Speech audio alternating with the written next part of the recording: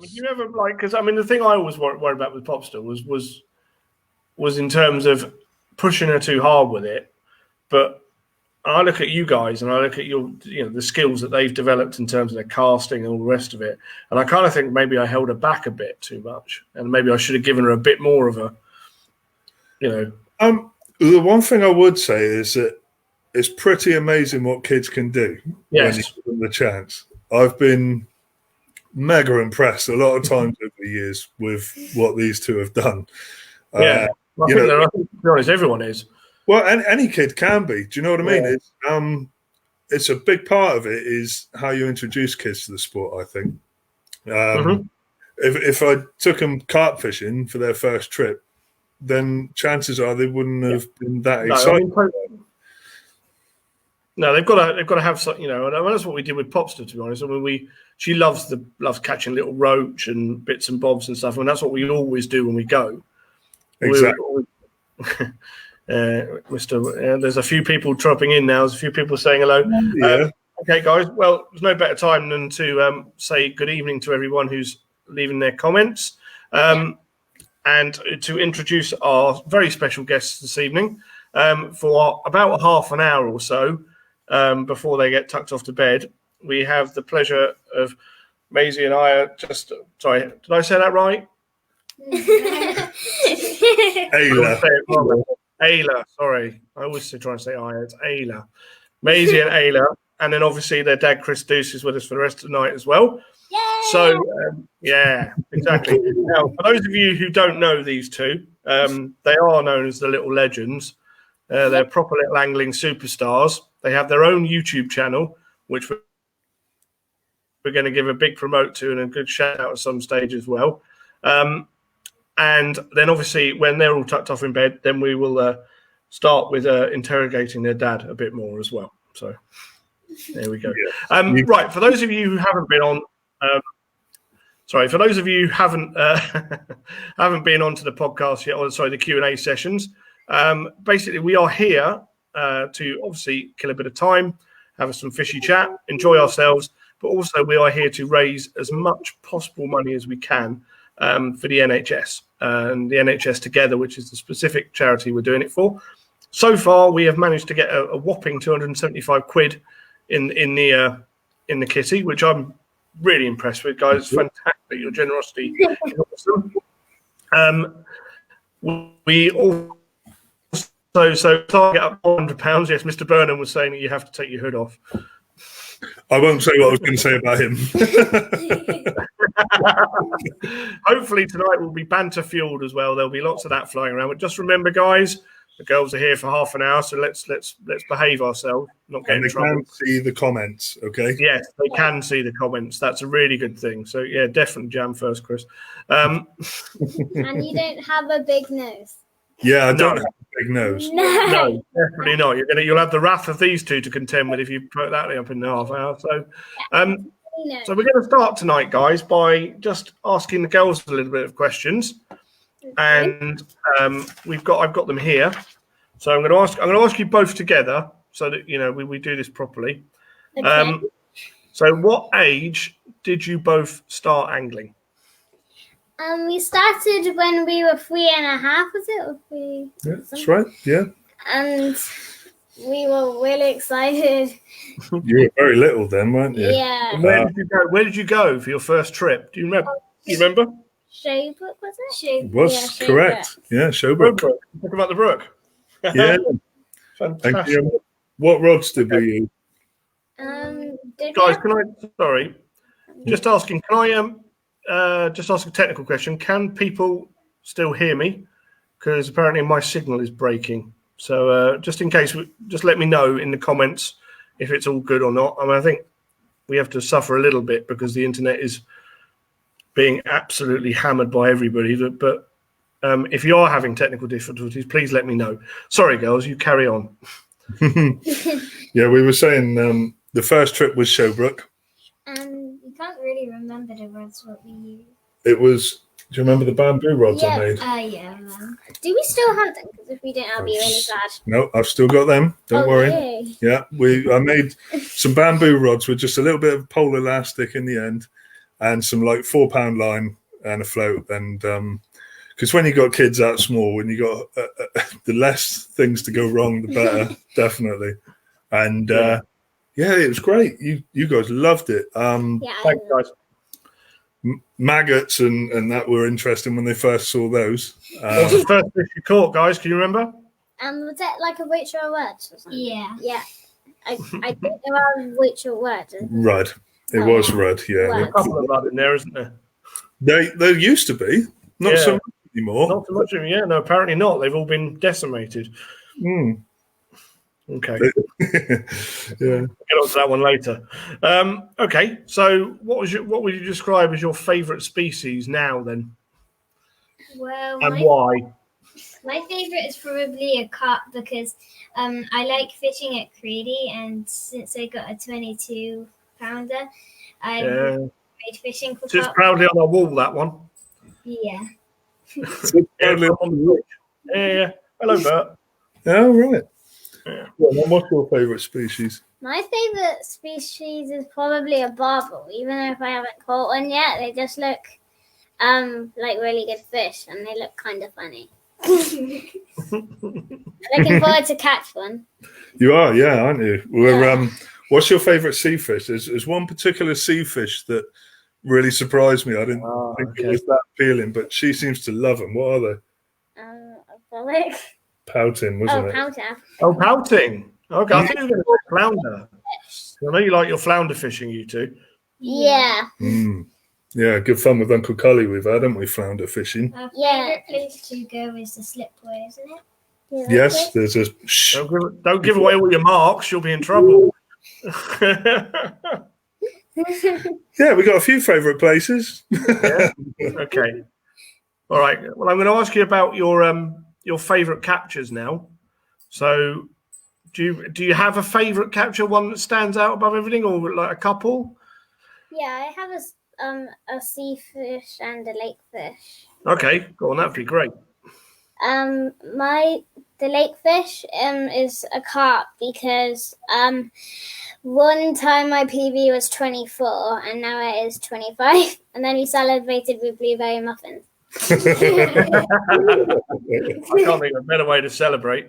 We did as well. Yeah, I remember that. Yeah. Wow. So repeat that again. Your PB is what? 25.8.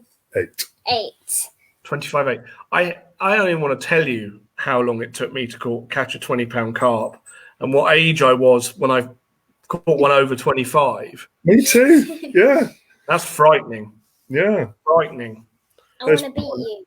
She wants to beat me. Yeah, of course. I'm sure she probably will. They have on a few different species. What's your favourite sea fish capture then that you were talking about?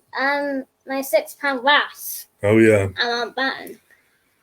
Caught a massive wrasse. I set them up with a drop shot outfit, a little drop shot outfit.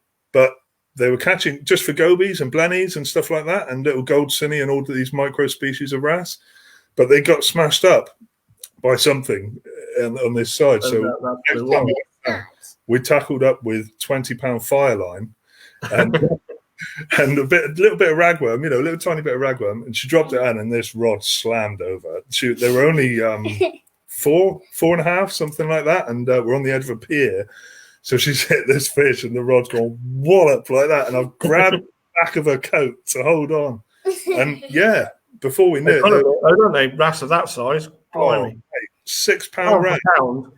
So hard fighting they are, and yeah, that was epic. Actually, that was one of my favourite moments in fishing as well. We had like a big crowd of people all around, didn't we, on the pier? Yeah. I think that would take you a long, long time to beat a 6-pound wrasse. That's one of the species which they've got a bigger PB than me, mate. I did a lot of wrasse fishing in my younger years, and I couldn't get above 5'10", something like that. Yeah, I think it was. You got a lot of people watching you when we went to some place and you caught a big fish, but I forgot what the name was. Oh, Padstow. At Padstow. Yeah, we did a little bit of mullet fishing when we were on holiday in Padstow Harbour. And then you said if we had an audience of about 300 people there. That was very busy. And then you said if you caught a big one, you would buy us a Ninja fidget spinner. Yeah, we have these deals. If I catch something or I generally have to buy them something. Yeah, for celebration. Bribery is always there, isn't it? Yeah. Most things in life. What was your favourite capture, mate? Yeah. Favorite sea fish? Yeah, go on, start with the sea fish. Go on. Yeah. Do you have a favourite sea fish capture that you can remember? Yeah. Okay. My favorite was probably the bass on the boat trip that we last went to. Oh yeah. That was your PB, wasn't it? Good choice. Yeah. How big was that? I can't remember now. It's about £5 that one. Yeah. Beats me. Live mackerel. That's an awesome way of fishing, mate. Something That's proper bass fishing. that is. It's the first time I'd done it, and I definitely want to do it again. It was brilliant. It's awesome. You can feel the mackerel getting all agitated and going nuts. Yeah. And then it just slowly goes over. The rod just slowly goes over. You give them it, and then wallop, you're in. I have a favourite sight. Maisie's got another epic fish catcher, though, haven't you? Your perch. Oh yeah. Yeah. Yeah, I caught a 4-pound perch. humongous. And I also caught a 3-pound perch on the same day. Wow. I mean, that's phenomenal. I Well, have a 4-pound perch is the fish of a lifetime. Mate, to see it in the flesh was, it was massive, wasn't it? Yeah. They're so impressive.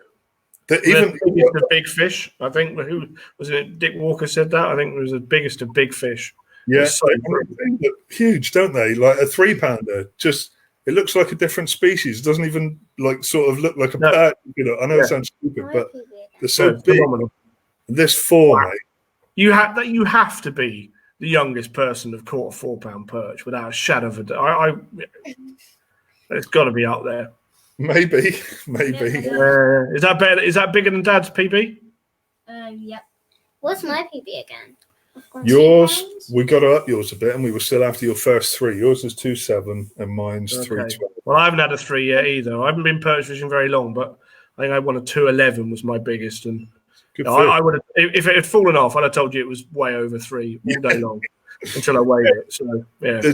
I'll tell you one place we had a little mini mission for 3 weeks last year where we were trying to get Ayla up her PB perch, get her first 3, and there was one day we spent out on the boat on Upper Tamar, Big Resi, and we worked hard all day, or I did, rowing, and these two are like working the lures, and I saw Ayla's rod go over, and she's like, "Dad, I'm snagged." I'm like, "No, you're not, lift," and it's just gone.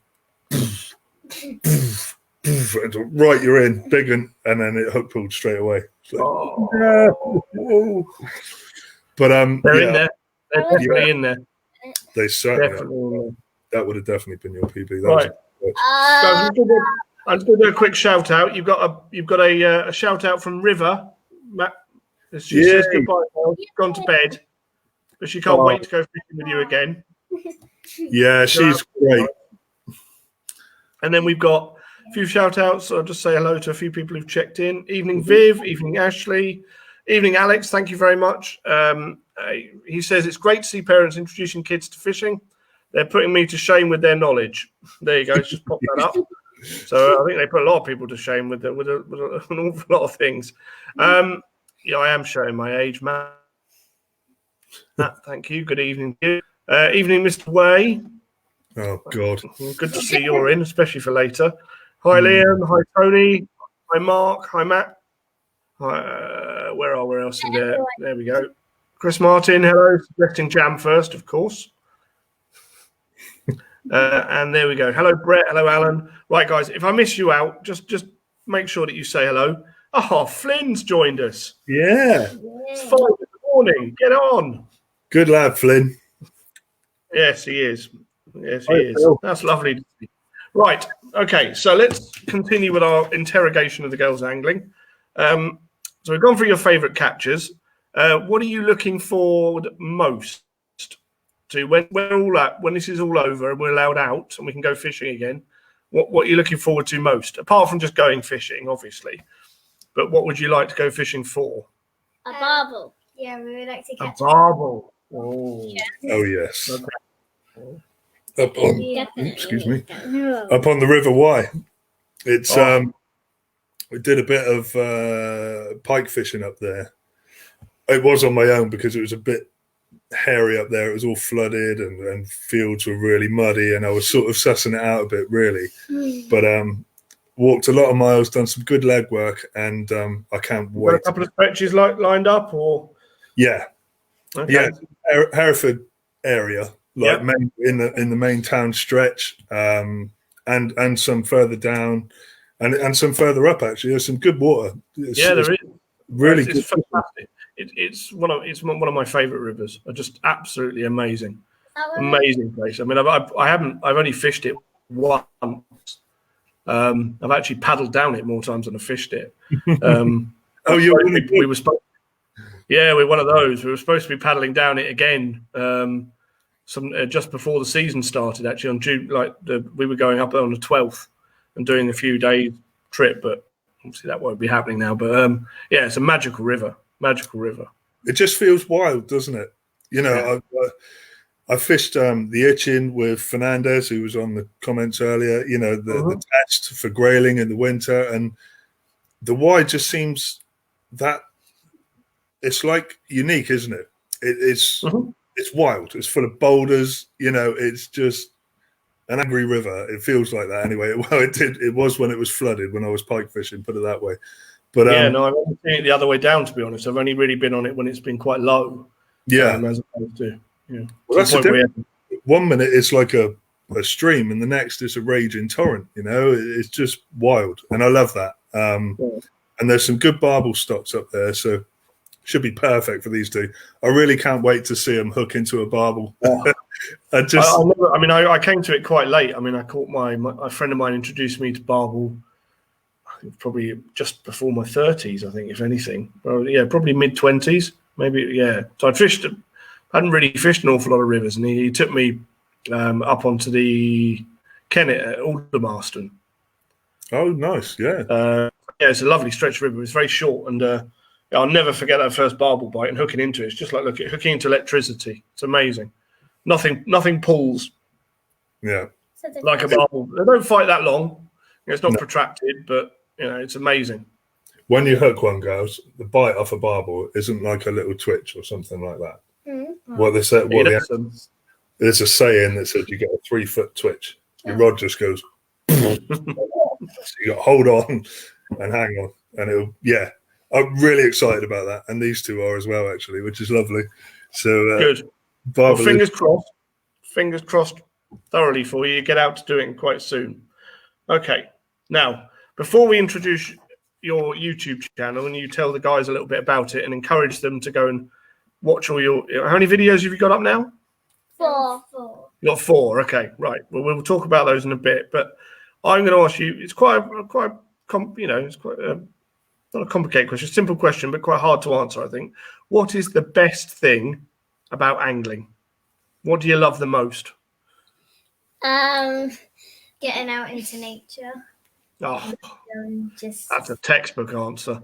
Yeah, that's a good answer. That would have been very good. Proud dad moment there. Yeah. What about you? I get to share it with my dad. Oh, dear me. You're going to melt the internet in a minute, girls. That's crazy. Wow. That's pretty special. Okay. All right. Well, following on from that, do you want to give us a quick shout out for your YouTube channel and tell us about that? Tell us what you do on it and why people should watch. Okay. What's it called? Tell people about it. Hopefully, Sean will pop the link up underneath so we can pop the link up and people can go and like it, subscribe, make sure they follow your adventures.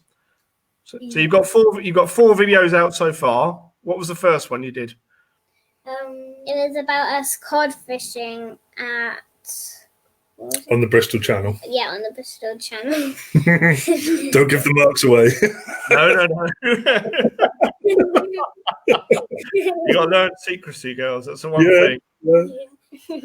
Yeah, it was good though, wasn't it? The cod fishing trip. Yeah. They wanted to. This whole YouTube thing is just because they were nagging me. You know, they really want a YouTube channel because kids their age, they don't watch TV. They watch YouTube on TV, and they would take. You guys watch Rebecca Zamolo?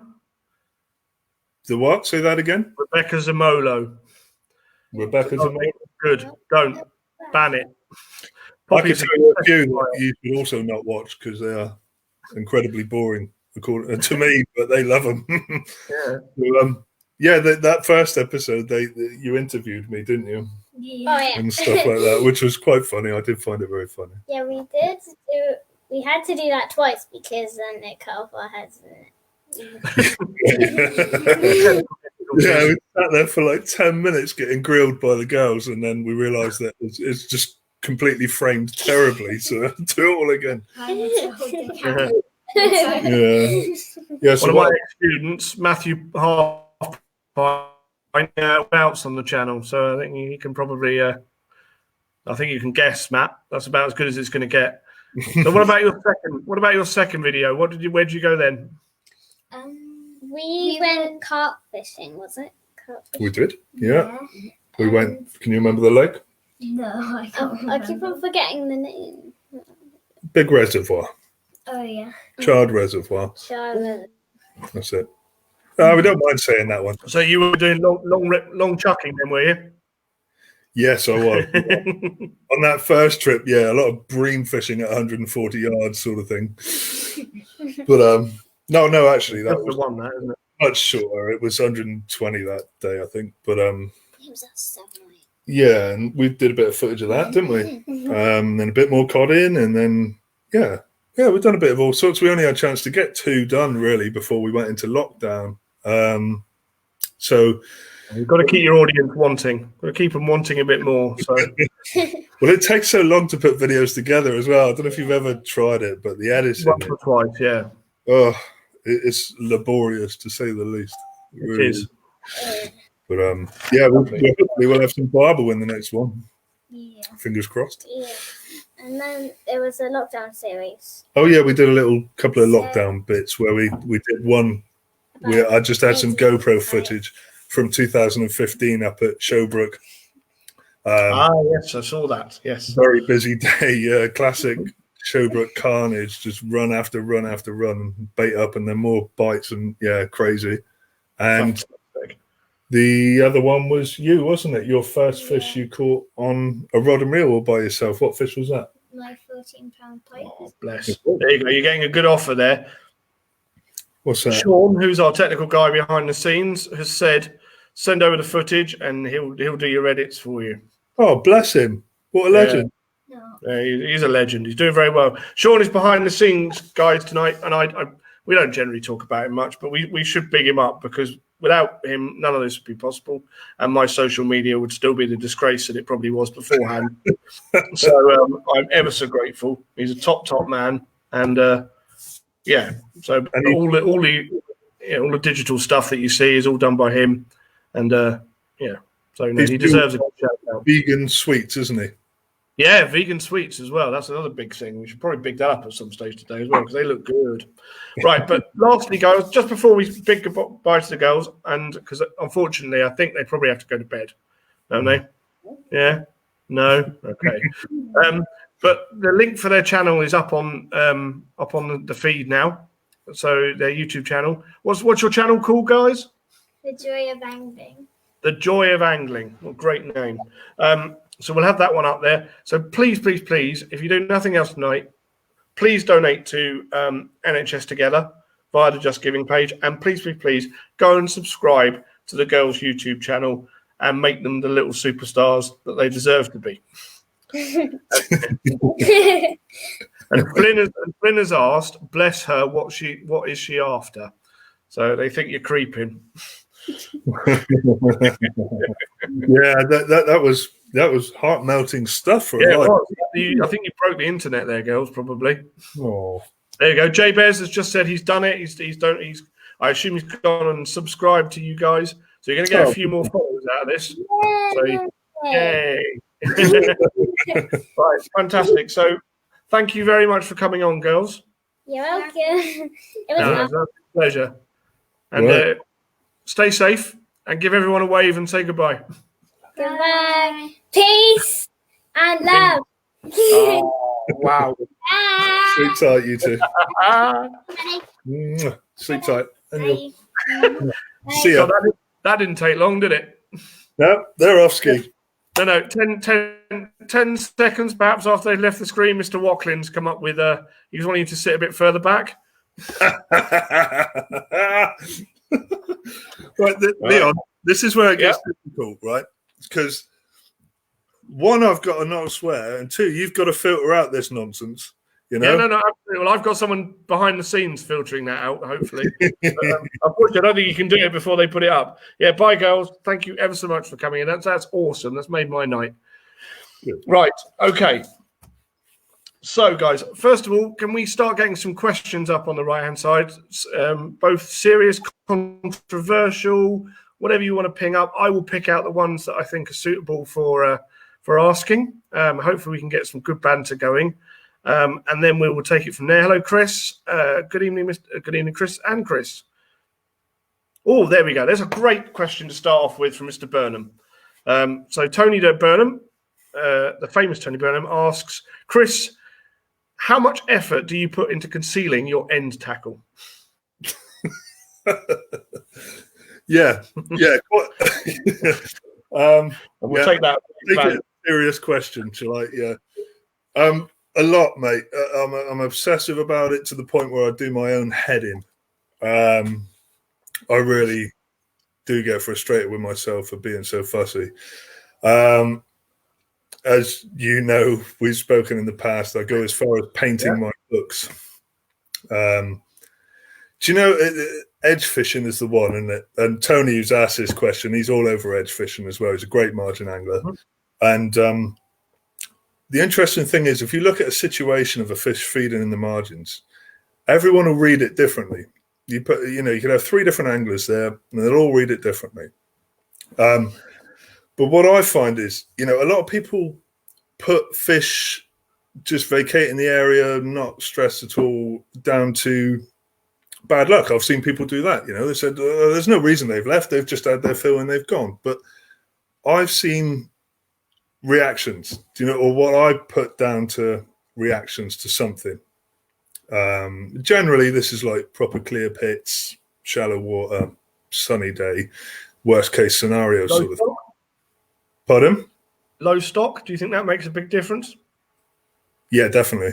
Yeah, generally in the edge, on medium to low stock, you don't tend to get a number of fish feeding in the edge, do you? It tends to be a solitary one, or if you're lucky, a couple. And in my experience, those ones where you've got 1 or maybe 2 fish coming in, sampling the bait and whatever, I've seen them shy off. And that's what's led me to concealing everything. I'm one of those really annoying people in the tackle shop where I want to open every packet of hook link and just check the actual color of it and stuff like that. But I have, there's one really good one, mate. I've used most of them over the years, but there's one really good one which I've settled on now. Is Fox Camotex. Okay.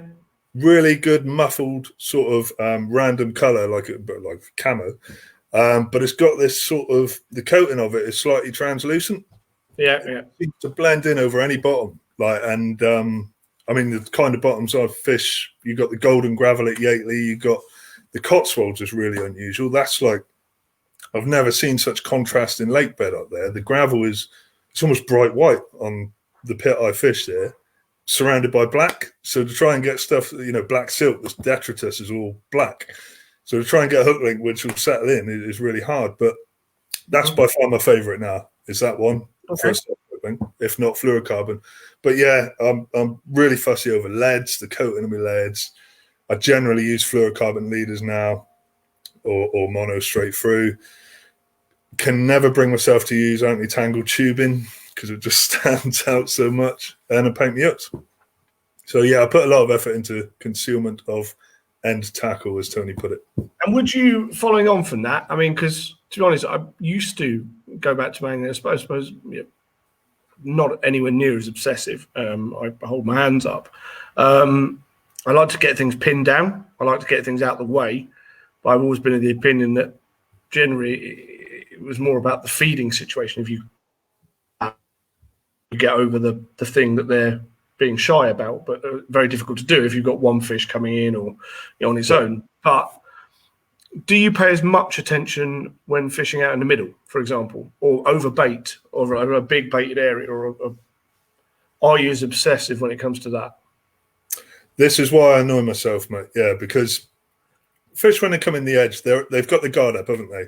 So you have got worst case scenario generally. I mean, that is a bit of a generalization, but it's normally the case. They're coming in just natural instincts, isn't it? Avoiding predators. When they come into shallow water, they're on edge. So my thought process is, if I can get it right there, why would I put something less right out in the pond? Yeah, yeah, absolutely. And again, it does really frustrate me because I've seen friends of mine with really blatant, like the last 3 foot is really blatant, and they catch fine. And I know that I don't have to be that fussy, but it's all those percentages, mate. I think Terry Ann was the one who put the idea in my head years ago. It's that percentages game. Yep. Just why would you not do everything you possibly can to? But I was, again, not as obsessive, but I get it, and I get the whole thing. And I always say, because people always ask, like, what separates anglers from others, what makes someone a better angler, and I always say everyone starts off with that 100% luck dial, and it's how much luck that you manage to knock away by various things that you do as an angler to reduce it to that. And the best anglers, your Hearns, your Lanes, your whatevers, they reduce it to a very small portion. They put as many odds as they can in their favour. Spot on, mate. Absolutely. That's the analogy I give people in the shop, is that that's what makes the difference, is reducing your luck. Yeah. Yeah, it's a good one. And that comes from hard work and attention to detail, I think. Yeah. I think, Go on. No, go on. I was just going to say, there's a good friend of mine, he's on here actually, Darren Walkland. I've had debates with him in the past. He's a bloody good angler, and he does think a lot about his fishing, and he still puts a fair percentage down to luck. Mm-hmm. And I say to him, I remember the debate we had about the luck thing. There's a certain amount of luck in every capture, because they're a wild animal. They can do what the hell they like. They could. You could be about to catch that fish in the margin, and it could just think, "Oh, that's enough. I'm off," and you don't catch that. Do you know what I mean? So there is a certain amount of luck, definitely. Of course there is, but the more you do, the more effort you put in, the less luck is required. Yeah, definitely. Alex, I do have your question for last week, but could you be a really nice person and fire it to me again on here? Then I don't have to go looking for it. So I'm gonna, just to make me a bit less lazy, and I don't look like I'm not paying attention to what Chris is saying, because I'm frantically searching for your question. So if you could ping it across, if you've got it. If not, I've got the gist of it, and I can ask it. So, but if you want it asked again properly, just ping it across again. Right, there's a good question here from Chris Blythe, and this is a bit more of a technical question. He says he needs a new Mayline. What would you recommend? Now, this is the debate in fishing that I probably find strangest, owning a tackle shop and having my own experiences with line, and yet someone else will pick up the same line and have a completely different experience with it. So I find line's a really, really, really tricky one. So, but I'll go on, hand it over to you. What do you like to use? I mean, I use a couple in given situations, but synchro, ESP synchro. Yep. If I'm big carp fishing, 18 pound all the way. Yep. Yeah. Strong line, tough as old boots, really strong. Cast. You talk about the XT or the original? So I don't use the loaded. It's the XT, I think it's called, isn't it? The Synchro XT. Yeah. Not the darker green loaded one. I like the original. The original. Yeah.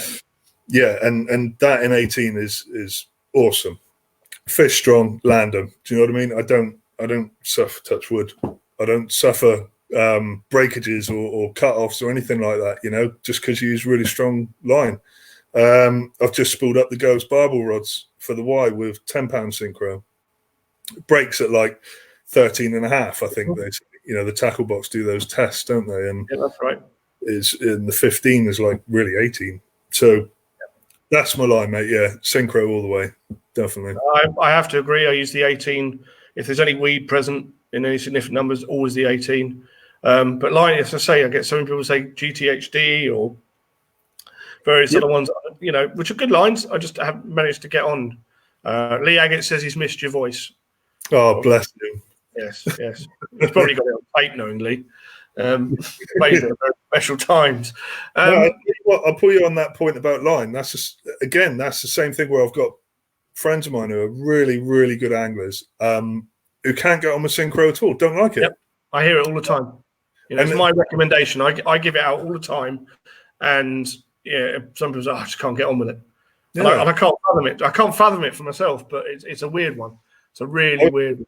What about fluoro? Have you used fluoro? Or I have played with it, mate. I've used fluoro not very much, purely because I find it a pain in the backside to maintain.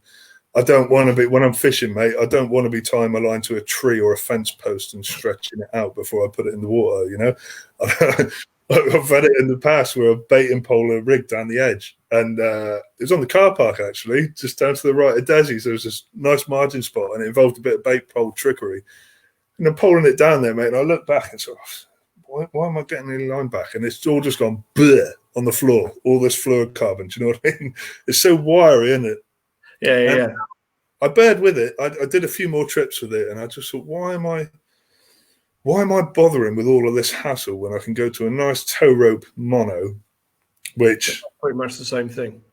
It sinks as well. Mm-hmm. It really. I know fluorocarbon sinks better, but it sinks well enough. The 18, once it takes on water, it's heavy, And one of the main things that made me switch actually was on the car park, fishing, watching my line going out over weed beds. So only low ones, like 2 foot, 3 foot in the edge. It sinks massively into the weed bed, and it's such an arse to get out. Well, what I found was on sunny days, mate, was everyone says fluorocarbon disappears, don't they? Mm-hmm. It does if it's on the bottom and light can't get through it. So I laid this 20-pound X line and the 18-pound synchro across the weed bed in the margins to have a look, and the fluoro was glowing. Absolutely glowing, because it's off the bottom and the rays of the sun are going through it. If you get it on the bottom, it's invisible. It's brilliant. But the synchro was just disappearing, and it was ever since then, mate. I just ditched fluoro and fish with mono. Yeah, no, I think if I want the fluoro, I tie on leaders now. Yes, I've fallen in love with the Nash stuff, which is really, really good. It's thick like tow rope, but it's fantastic at just sinking and burying everything. It's designed as a hook link, but I spooled it up as a mono. I once got told that Mr. Blair has he's got a spool of it which is worth about 900 or a quid, which he spooled the reels up direct with. Right. He just because he puts this on as a line because it's yeah. I think it's very go. Okay. Big Rig or Gemma Collins? I think that's a fair shout from Lee. We'll keep the tone as it's supposed to be. I like that one. Feel free to sidestep that. I'll go for the GC, mate. Definitely all day long. Yeah. Okay. Right. Alex Moses has very kindly. Alan. Sorry, we'll go to Alan Smith's question first. And I don't know if you have actually, to be honest. Have you ever fished the Upper Thames? No. I have a very short question. I've had I fancy it. I've got friends who fish the Thames for carp, and I've been invited up a couple of times, and I definitely want to do that. It's just finding the time amongst all these other species, But yeah, I'd love to, but I haven't. Not yet. There's some great questions coming in here. I'll let you read down some of them on your own. Right. Alex, thank you very much for reposting your question. This came into us last week, but we didn't have time to get through it. So I'm going to do it to you now. I think Chris is an ideal person to answer this. So you turn up a fishery and you've got a 48-hour session ahead of you. When do you decide for fish for a bite or fill it in, and why? And after catching fish, is that the green light to give them more or to continue fishing for a bite? And that's a question that's asked an awful lot, I think, in various different forms. So go on. Yeah. So it depends, doesn't it? You know this. It depends on the stocking density of the lake, size of the lake, how pressured those carp are, all sorts of things. But I'll always, no matter where I am, I'll always fish for one bite to start with. If it's a new venue, I presume this is a new venue thing. Yeah, I go in with a mix, mate, a particle mix, hemp, a chili hemp, micro pellet, slightly bigger pellet, a small bit of corn, liquids, like 3 or 4 different liquids, salt, boilie crumb, if anything, nothing round. Put like 8 spombs of that on the spot and see where it gets me. Quite often it will get a bite, you know, and if it does, I'll put the same out. But if the rods start flying, if you're getting multiple bites, then you know you can have a hit, can't you? But it's that thing, isn't it? If you put too much out, I speak to Tony Kingdon about Thursbury, and it has amazed me about the amount of bait that goes into that place sometimes. If you put too much out, then you're lessening the chances of your rigs getting picked up, aren't you? Absolutely. I mean, 100%. This is the thing that I see. When I take guys or go up to linear, for example, is always the key example on this, because it sees probably some really good angling, but it probably sees, how can I put this politely, a higher portion of what I would term some very bad angling, and then guys putting themselves right behind the 8 ball in terms of catching. And I'll wake up at 5, 6 in the morning, and there's the guy opposite who hasn't had a fish all night, and right in the middle of what I would consider to be bite time, he's flinging the spot. And on certain lakes, you know, the hungrier ones, perhaps like B1, B2, you can get away with that kind of thing. But certainly on Manor, they will back off the spot. Even on St John's, they will back off the spot for a bit. Right. And you've got 20 other guys doing the same thing all around the lake. It's crazy. I don't see the logic, you know. Unless you bite. Pardon? Yeah, you give them more bait, and then you've got less chance of getting a bite. So, well, the certainty is you can kill a swim right from the word go by putting too much bait in. What have you got to lose by just flicking singles out if you've got a fish show in there, or just putting a small amount of bait, keeping the disturbance down to a minimum? You know, feeling your way in. It's always worked for me, mate. Yeah, for sure. I mean, it's that's a great question from Chris Way. He's been itching to get a question up there from day one. I think he's got some really good ones, but most of them I want to get past. Not want to get past me, Chris. You're gonna have to work a lot harder than that. Yeah, it's an interesting, because I think there's an awful lot of media feed out there, and there's a lot of things that, you know, baits to put together the ultimate bait bundle and encouraging people. And I think people definitely feed more than they've ever fed before in terms of bait going into the lakes. There's no doubt. You know, you look back. I can look back on, you know, years when I probably used 1 kilo of bait on a lake because we couldn't get away with baiting, because every time we baited, you got picked up by the birds. So you baited when you weren't there. You know, but it was yeah. So but it's probably the biggest mistake I see all the time is people not getting a bite and thinking that actually putting more bait in is the answer. You know, yeah, it's not the answer. Fine, mate.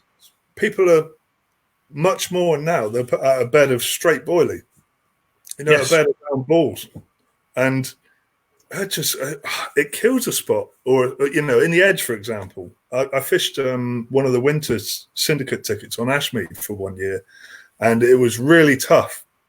And you would walk around and you could look at all these little edge spots, and there was like 10 boilies, 10 round balls on that spot. And you go up to the next one, 10 round boilies on that spot.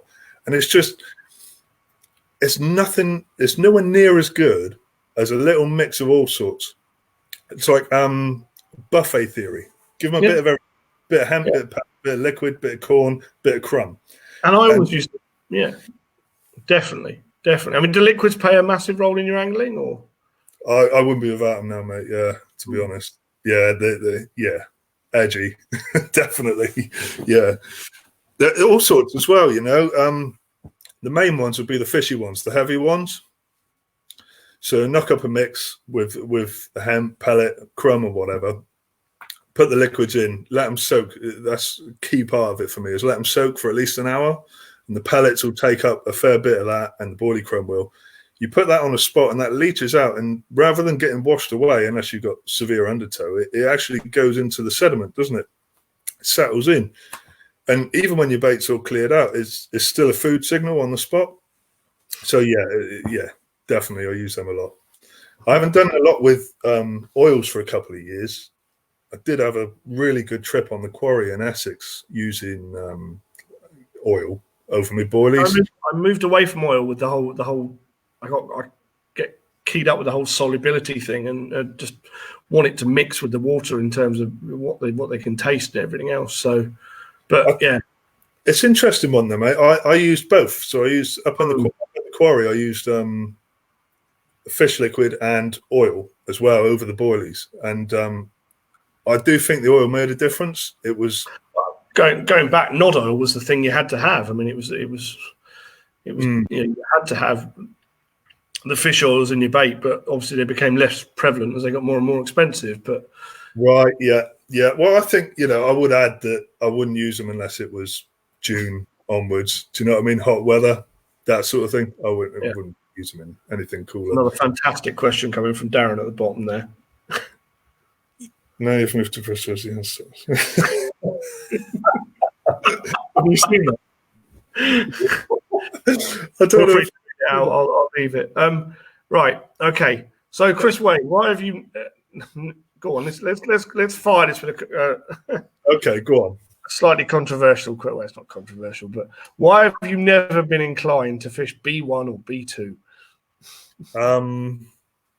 And feel free to be as frank as you like. It's just not my scene, mate. Okay. Yeah, I think when you've been carp fishing for a long time, you develop tastes, don't you? Absolutely. I've got a preference for the type of water and the type of fish I like to catch, and just Brasenose 1 or Brasenose 2 isn't it? I'm afraid. I fished. No. I fished Manor. I suppose it's probably born out of one particular trip. I was talking to Phil about it yesterday, actually. Phil and I went. I think it was the winter of 2006-07, and we went to Manor. So we drove all that way up from Plymouth, long old drive, and did 48 hours up there. It was brutal. It was freezing cold. Then we had a massive storm. It was all flooded, but we put the graft in, and I caught 3 fish. I was buzzing, but all 3 of them looked exactly the same as each other, and they were proper featureless pale simmos. Mm-hmm. And it was disappointing. And that's not elitist, it's just my taste. You know what I mean? I've gone up there thinking of the birthmark linear was in there then. Campies, of course, what a fish, and all that sort of thing. And I don't know, they're just all the same, aren't they? I think that lake has probably, in my mind, has developed a slightly, again, I'm going to sound like a twat for saying this, but a fish that I would like to angle more for. There are more characters in there. There are more decent, what I would call good-looking fish. I think in Manor particularly. But yeah, no, I share your opinion on B1 and B2. I think it's probably a lot of fun if you hit it right, and for guys who like to catch a lot of fish, it's not for me, but it's not for me to tell other people not to do it as well. And I also see, some very good level of angling on there. Again, it's not my style of angling, but there's some guys who can certainly catch fish, and also not only that, but they're catching fish against other guys that can catch fish at 140, 150 yards. It's not it's not for everyone, and the end result is definitely not what I fancy. But make no mistake, to be successful in a place like that, you can really hone your skills, and you have got a set of skills. There's you're not lesser of an angler from catching fish out of B1 than you are from somewhere respected. Because, like you say, you fish at 140, 3 on a spot, that's a skill, mate. And you guarantee all those anglers on that lake most of the time, there'll be just a few who are creaming it, and the rest will be struggling comparatively. And so it's a great place to hone your skills, I would imagine, which I also believe is well worth having. I like my fishing with the gouge has been brilliant, because if you're just all out big carp fishing, solid hard waters all the time, low stock, you can start to lose a little bit of faith in your method and that. So to go back to a Runswater or a better stocked venue, get a few bites in that is well worth doing. I like doing that with the girls now. So, but yeah, to be fair, mate, I don't, because it's not my cup of tea. I don't follow it. B1B2 could be a very different place to what it was 10 years ago when it's changed an awful lot. There are certain things, again, without wanting to sound too much of an idiot. I saw an awful lot of grass carpet being laid down last time I was there, which certainly put me off. Ooh.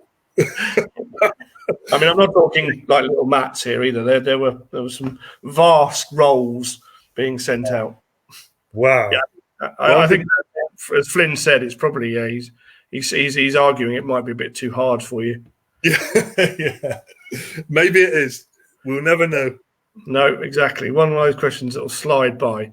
Okay, right. Come on, guys. I need some more questions here from you, especially from a certain portion of the audience. It needs to up their game a little bit, and let's get some serious ones coming in there. If you'd have to change from mainline, which bait company would you use? That's coming from Tony. Yep.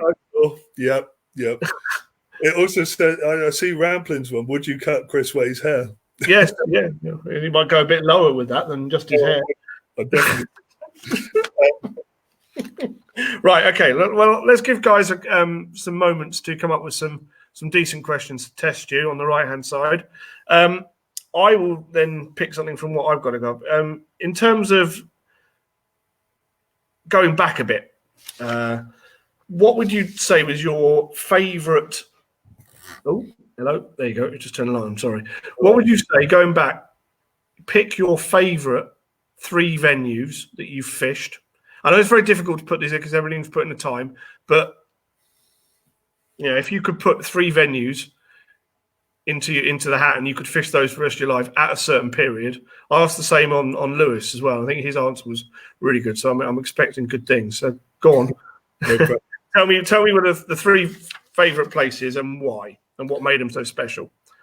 Number 1, there is one period of my angling which, whenever anyone asks me about it, always is my first choice, and that is Argyll Reservoir or Argyll Lake. When I was fishing down there in 2007, 6, 7, and 8, it was. We had a little dabble in 2006, but fished it properly in 2007, 2008, and it was in its prime. It was amazing, mate. It was a total ball breaker. It would chew you up and spit you out before it even gave you a chance of a carp. There was no stockings, but it was just the college fish, And we had things like our porters, the walks to the swims. There's all manicured paths in that there now, but it was, we were talking going through swamps and streams and just these sloping banks. It was a nightmare. We would break porters, lose kit, smash up everything. It would, like I say, it would chew you up, spit you out. But with a load of effort, you could catch them. And when you did, they were just super special carp. Most people, I would imagine most people viewing this are based in the southwest, and even the ones who aren't will know what college carp looked like, where these carp originally came from. People came from up the line, didn't they, in the close season to fish college because it didn't have a close season. The amount of people I've spoke to up at Yateley and Reading and Oxford who know college res, it had a unique strain of carp. You had a couple of different strains. To be fair, you had the long linears, mirrors, and you had this kind of what we call like a reservoir common, quite steely backed, high shoulders, just like really unique, But anyway, you put the effort in down there, and when it came good, it was so worth it. It was awesome, And I fished that for 2 years. And it all came good. That was as soon as as soon as I said to myself, do you know when you're sitting in a swim and you get that just a tiny little niggly feeling in the back of your head says, I think I'll be better off over there. Even when you've just set up, you spend an hour or 2 hours, okay, and you think, you're just about to get the rod sorted, and you think, I'm sure I just saw one over there. And this is like a 70-acre pit-ish. big pit, and you think, oh, sure, I just saw. And you get that gut feeling, I should be over there. Well, in 2008, the start of 2008, I said to myself, well, whenever I get that feeling, I'm just going on it. I don't care how far it is. If I've got to drive there, porter there, swim there, I'm going to do it. And I did, and it was just brilliant, mate. And they acted like carp should, before they were all heavily pressured.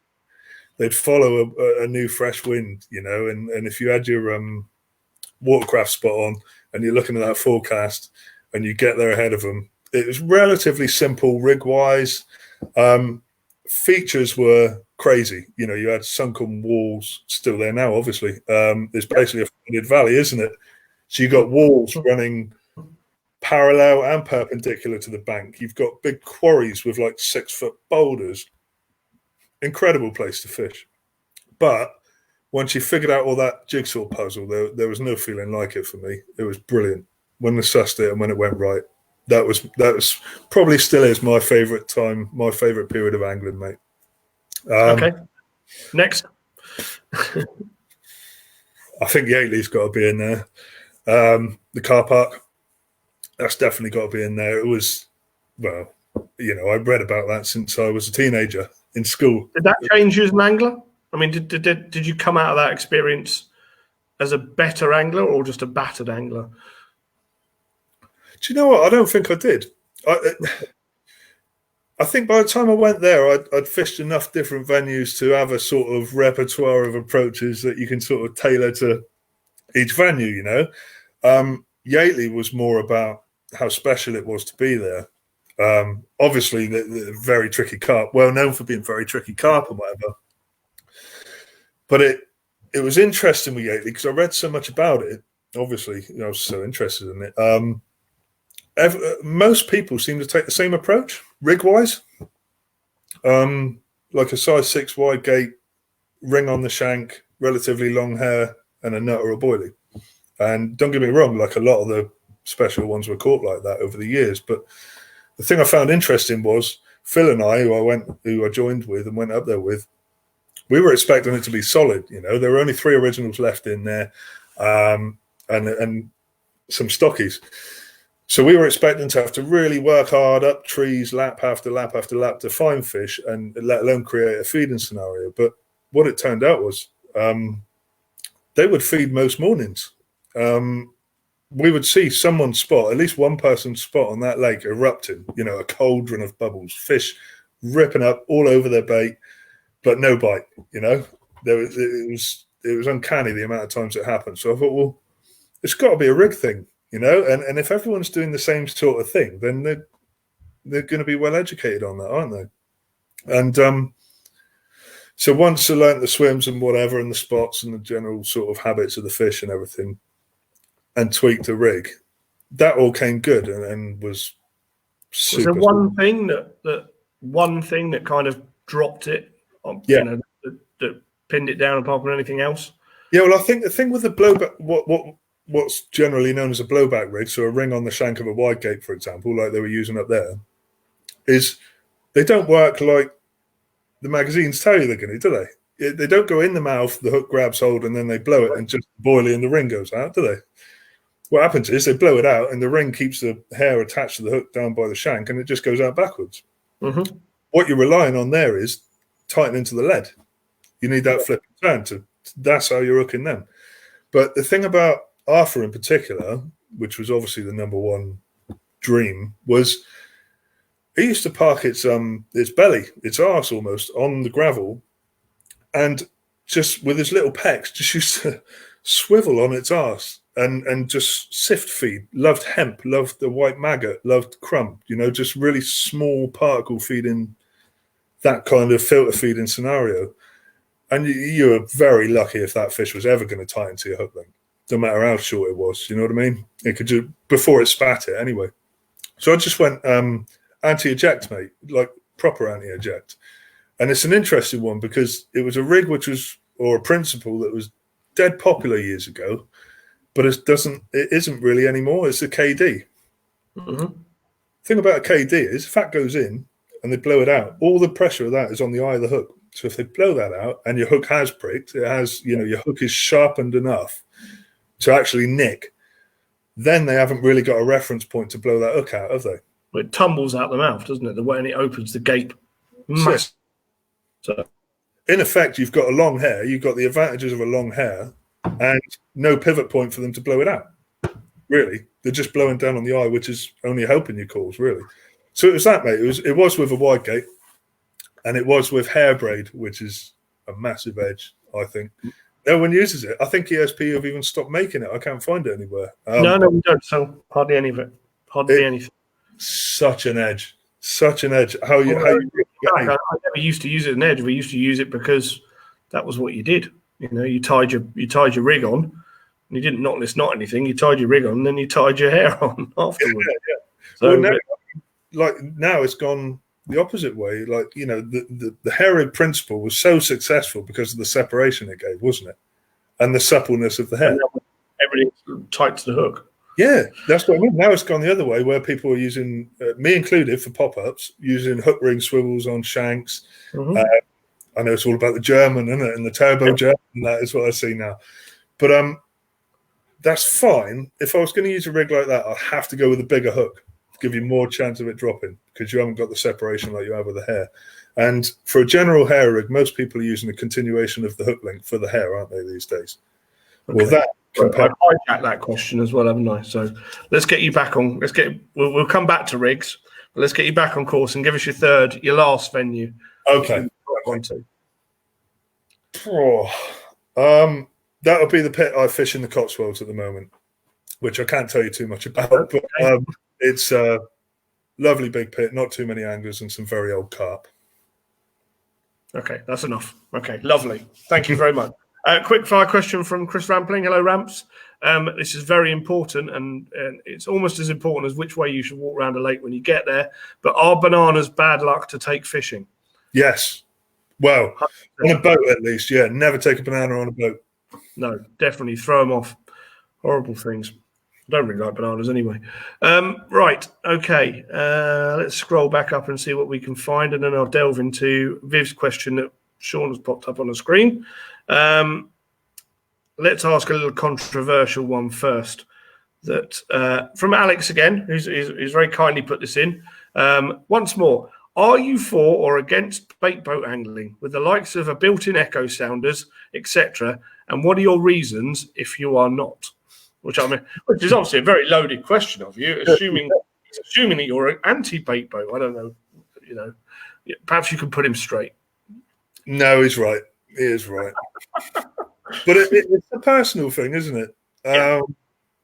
I got, when I was fishing the car park lake, mate, which amazed me, around 80% of the anglers on there were using a bait boat, which really surprised me.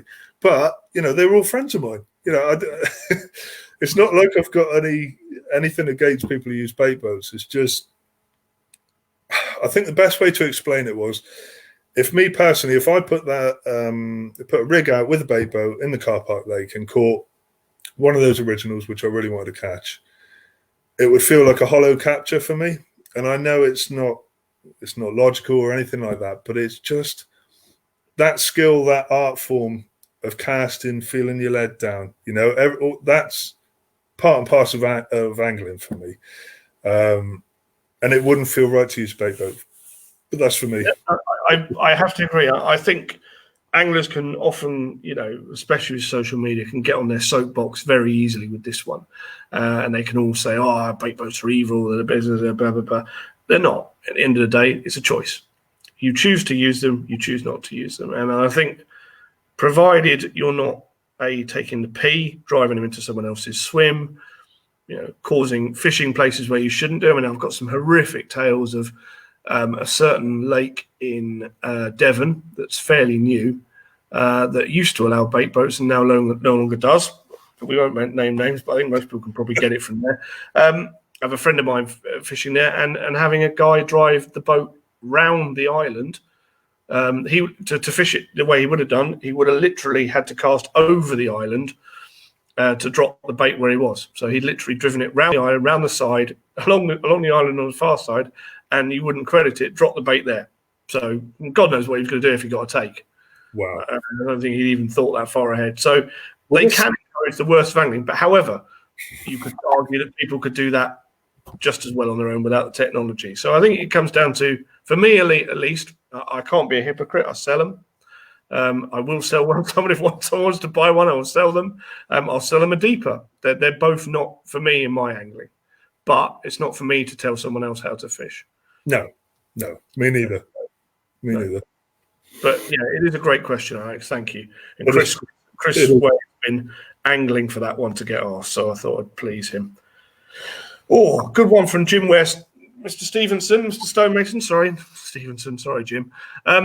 Most desirable carp left in the UK?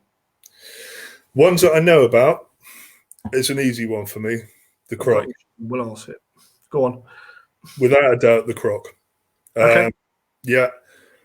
Oh, it's funny, isn't it? Because a lot of those sort of there used to be lots of inspirational carp out there, or like carp that inspired me, old ones and that, but there don't seem to be as many anymore. You just got a few left. The Burfield Common, clearly very desirable carp, but for me, the croc, all over that, it wins hands down. It's just an amazing carp. I watched a bit of footage of it again the other day, and it's immense. It's just epic proportions. Huge head, massive mouth, lives in a challenging venue with all sorts of obstacles to overcome to catch that fish. It's just immense. It's got this cluster of scales, just the colour of it, mega, absolutely mega carp, that for me. Great question, Jim. Great question. That is. Lovely. Okay, right, here we go. A question from Matt Holland. Evening, Matt. How are you doing? Sorry. No, I'm going to stop you there, Matt. I'm going to come back to this one because Sean keeps flashing. Sean, put the charred reservoir question. There we go. Sorry, Viv. Charred reservoir. Viz hasn't fished it for nearly 30 years. He grew up around there. Caught carp match fishing for the skimmers. What tactics has Chris used with success at charred in specific? Right. So my experience of charred was only like 3 social trips 15 years ago, up until this spring. Up until this spring. Okay, good. Yeah, so we did a day session with the girls, and then I went back for one night, and that's it. But I did catch one, but it was very busy when I went back there. Actually, there was I counted something like 25 anglers that came and went that weekend I was there. So it was very busy. All the top swims gone. I ended up somewhere halfway down, sort of opposite the field. And as Viv will no doubt know, you got a reserve, no fishing area up to the left. And basically it was a nice southwesterly wind. So, if they were going to come down to my water, they were going to come down on the far bank is what I thought. And yeah, basically fishing, mate, put a fair bit of bait in, about 3 key of boilies, mashed up, crumb, not too many bits because it's really breamy. And fished bright ones over the top and nicked one on a pineapple, yellow one. Okay. Right. Okay. Coming on to, thank you. Sorry, I cut you off a bit in your answer there. From Mr. Holland, again, evening, Matt. Now we'll get to your question. Do you ever fish in Europe, or would you future? And if so, would be your choice to go, and would you use a boat and an Echo on the big waters? Oh, good question. Yeah. Yes, I have. On this boat thing, aren't they? Yeah, they're trying to find those little cracks, aren't they? I have fished in Europe years and years ago, but I did the commercial thing, hence why I've not been back really. It was all right. It was like a holiday, caught a load of carp, some quite big ones, but it not really inspirational stuff. Funnily enough, I was thinking yesterday that I'd like to go and do a trip abroad. I was watching that Eurobanks, which I thought was brilliant. Yeah. I mean, it's not everyone's cup of tea, but I fail to see how you can watch that and not want to get in a car and drive and go and fish like they do. It's awesome. It's funny the amount of criticism it gets, though, mate. People on social media, people are always shooting people down, aren't they? I saw this criticism. I don't get it. I really don't get it with that at all, because drum and bass isn't my thing at all. It's probably closer to liking Vivaldi than liking that, but I love it. I love watching it, and it makes me. I I don't know, it just gives you something. Watch it, gives you goose pimples, just as much as watching Passion for Angling or stuff like that. But I can take just as much out of Eurobanks for that as well.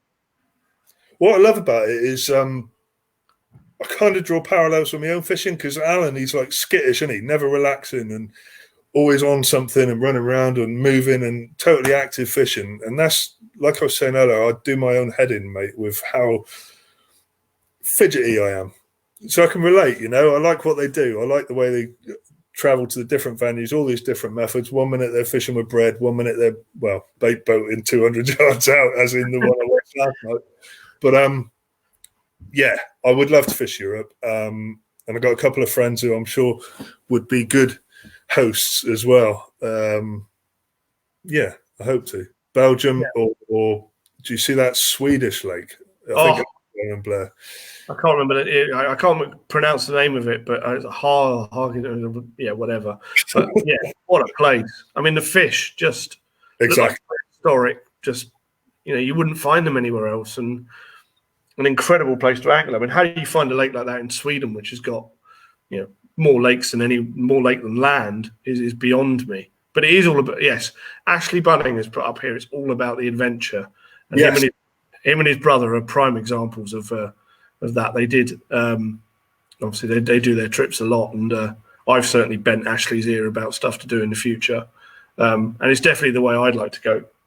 And it is the way that I will get Poppy back into fishing, dragging her across Europe on a cultural vulture trip. So that would be epic. That is something that appeals. I mean, we had, my best man and one of my good mates, Phil and Tony, went to France, didn't they, last year? Fished a big old public lake, and it really lights my fire, you know. And I was very close to tagging along with them this year. It's just a family and work commitment. It's bloody hard to get a week or 10 days off work now. Do you know what I mean? And away from a family. It's the hard part now. I'd love I need to buy more tackle so I can afford to go and do this. Right. While we've been waffling away, guys, the reason we are here is not only to entertain you slightly and to fill my evenings with something other than watching soaps. We are here to try and raise some money for the NHS. We've got our Just Giving page, which the link is up on there as well on the right-hand side. Please go on there, give whatever you can. If you are able to do it as well, make sure you tick the box for, what do they call it, gift aid on it as well. And haven't looked tonight, but before we started this evening, we'd raised £275. I set a target of 400. It would be fantastic if we could get over that. And then, you know, give some money to the people who are really keeping us going in this time. So we've reached 285 so far. So come on, guys, you've got to dig deeper in your pocket. It's only a tenner we've added on this evening. So let's get on there and donate something for me. That would be brilliant. Oh, Mr. Zed's on. I wonder if he's been on the whiskey again. We'll find out shortly. I should find out. Right. This is a really nice question from Darren, Mr. Wackling. Having sat with Chris and him wax lyrical on many occasions, Chris has said that his dad's favourite species was sea trout. Wouldn't it be nice if the girls could catch one and complete the circle? Is this something I'm going to add? Is that something you've thought about? Is that something that's? It is, yeah, and it's sea trout fishing is something quite unique as well, isn't it? The style my dad used to do it was fly fishing at night. Fly fishing in the dark on a river. How cool would that be, you know? And yeah, one day I'd like to do that. You know, of all the different types of fishing we've done, I haven't actually taken the girls fly fishing. To be honest, they'd probably have to be a bit older to have the strength in their arms. It's hard, isn't it, with your wrist fly catch? I'm utterly useless at it, so I think, to be honest, it's one of those things I can't grasp at all. It is tricky, isn't it? It is tricky, but yeah, one day I'd love to. I'd love to do it for myself as well. Let alone take the girls. Yeah, I'd like to get back into my fly fishing, but again, I don't suppose I'm in the loop with it, really. I haven't seen anything that inspiring. There's plenty of trout farms with stocked rainbow trout and that around, aren't there? But if I was going to go for that, I'd like to go to like a big place, a wild place, like all the reservoirs I've just moved away from down in the southwest, you know. Something wild. That'd be brilliant, wouldn't it? Just a bag over your shoulder and a rod and just go wander in a massive lake and fly fishing. Yeah, it's quite appealing, actually. Okay. I mean, the only sea trout I caught a sea trout. I mean, so I can tick him off. But I caught it on a stag do out of Lyme Regis on feathers. So, so I don't know if that really counts or not. But I caught it. Therefore, it's ticking off. I thought I was going to match you there for lack of credibility. You know, I've caught them trotting for growling, but you're on feathers. I think you win that one, mate. Yeah, no, absolutely. Horrendous capture. Well, don't go take me out to student days. We used to cook and eat the grayling we caught. Shouldn't probably say that. Right. Okay. So, guys, just another that's a good question from Mr. Way. Sensible one for once. Chris, what is your opinion on COVID? People flaunting social distancing and anglers getting caught driving across country to fish. Oh, that is a good one, actually. We were talking about this earlier, weren't we, about this situation. If there's one thing that these testing times have shown us is that people react in different ways, don't they? Some people are looking for any chance to flout it and get out fishing, which appears sensitive to the person looking at it on social media, insensitive, sorry. Whereas others are sat at home scared for their lives, you know. So I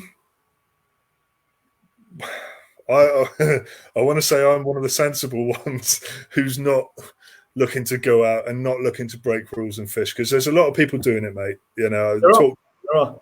My circle of friends. The proof is in the pudding. In terms of, I was speaking to a certain rep of mine. I won't mention the country, but they were selling a certain product very much associated with summer angling, which you wouldn't sell if you weren't having guys buying it and going fishing.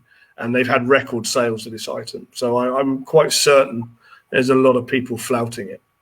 There are, mate. I've got friends who work at bait firms, and they got people openly.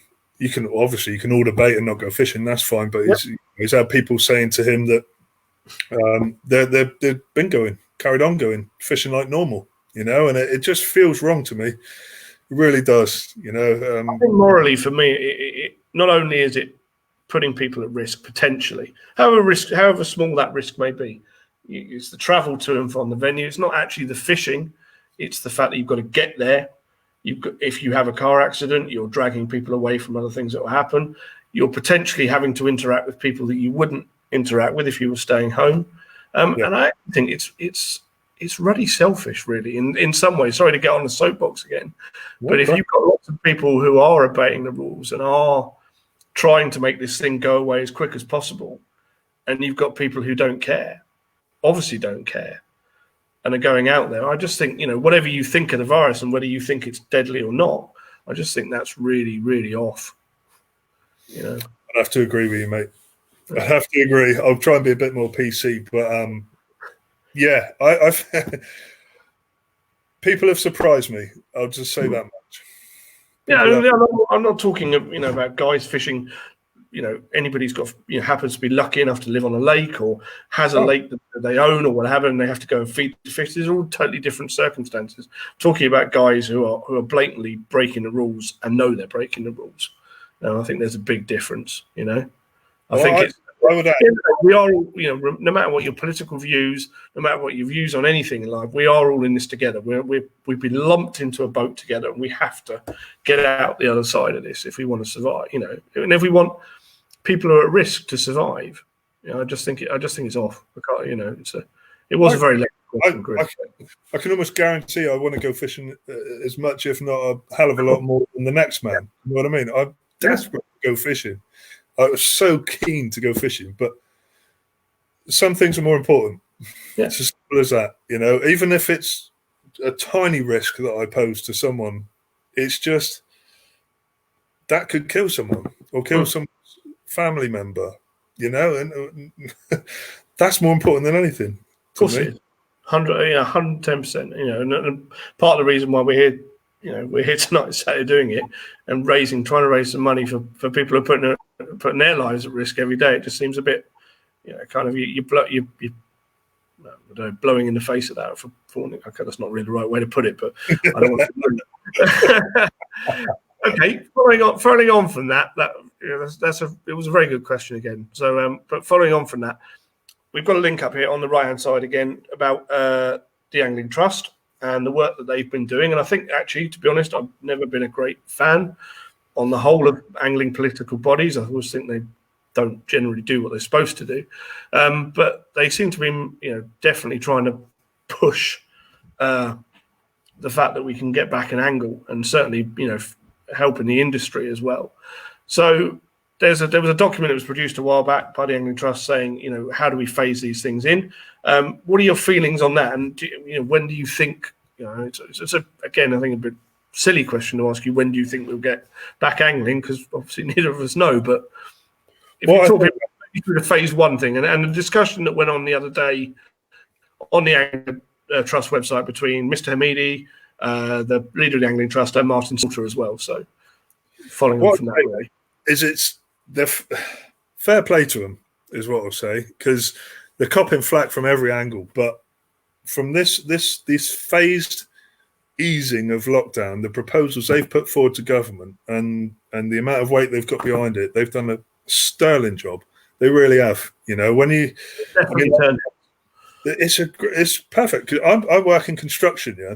So as soon as this came in, we're thinking, all construction sites are going to shut down. But it later transpired that no, they wanted construction to continue. So we had to come up with, like for our company, I and our directors had to come up with a set of working procedures, site operating procedures that meant we could still work without putting people in harm's way, and it's been very complicated. And it's similar to what these guys have had to face with at the Angling Trust.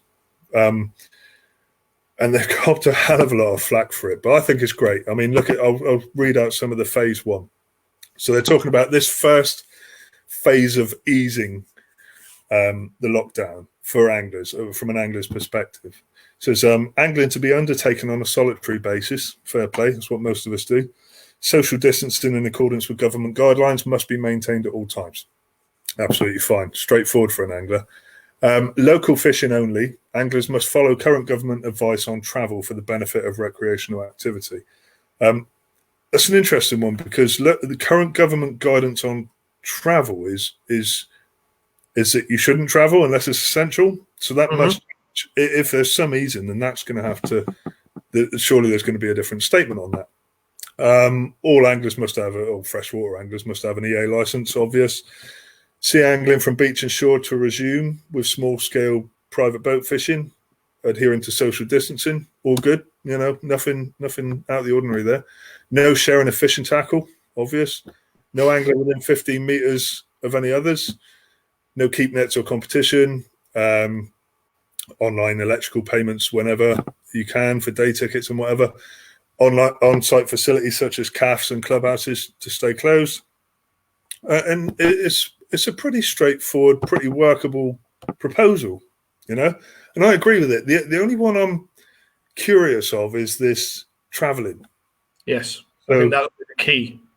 And I wonder, I was thinking it earlier, because like when I go fishing, I don't know if you do the same, but when I go fishing, I do all my shopping in my local area, and then get all the fuel that night after work. Everything's ready to go before you go. Yeah, that's it. So you just get up at early in the car, straight to the venue. So you could say that I'm not really posing an extra risk because it doesn't really matter how far I'm traveling if I'm going straight from A to B. Couldn't it? No stopping to get fuel, no stopping to get food because we're all stocked up. But I think in reality, if they said.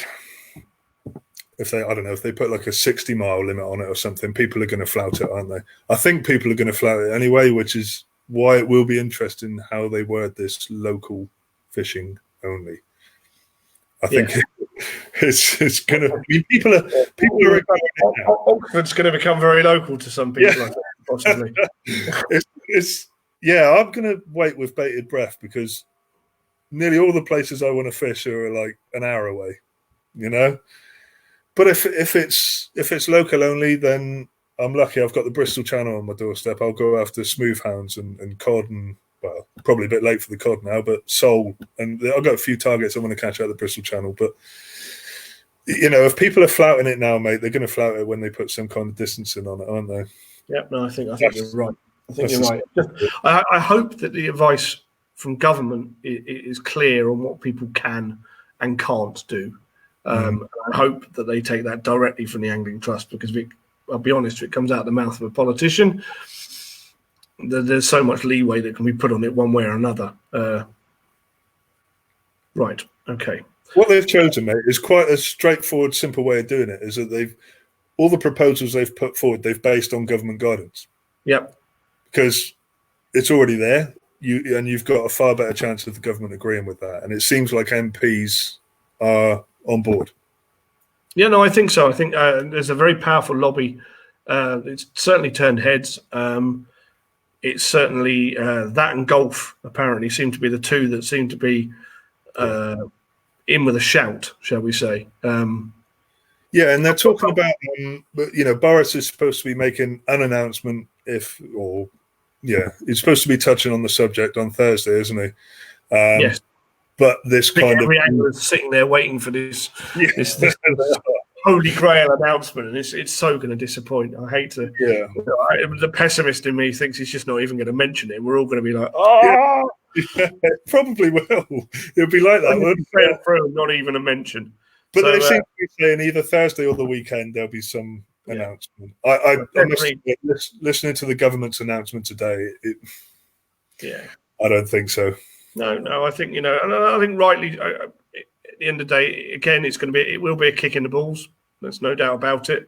If they don't, but at the end of the day, we have to suck it and take it through. So. Yeah, man up. Yeah. No, absolutely.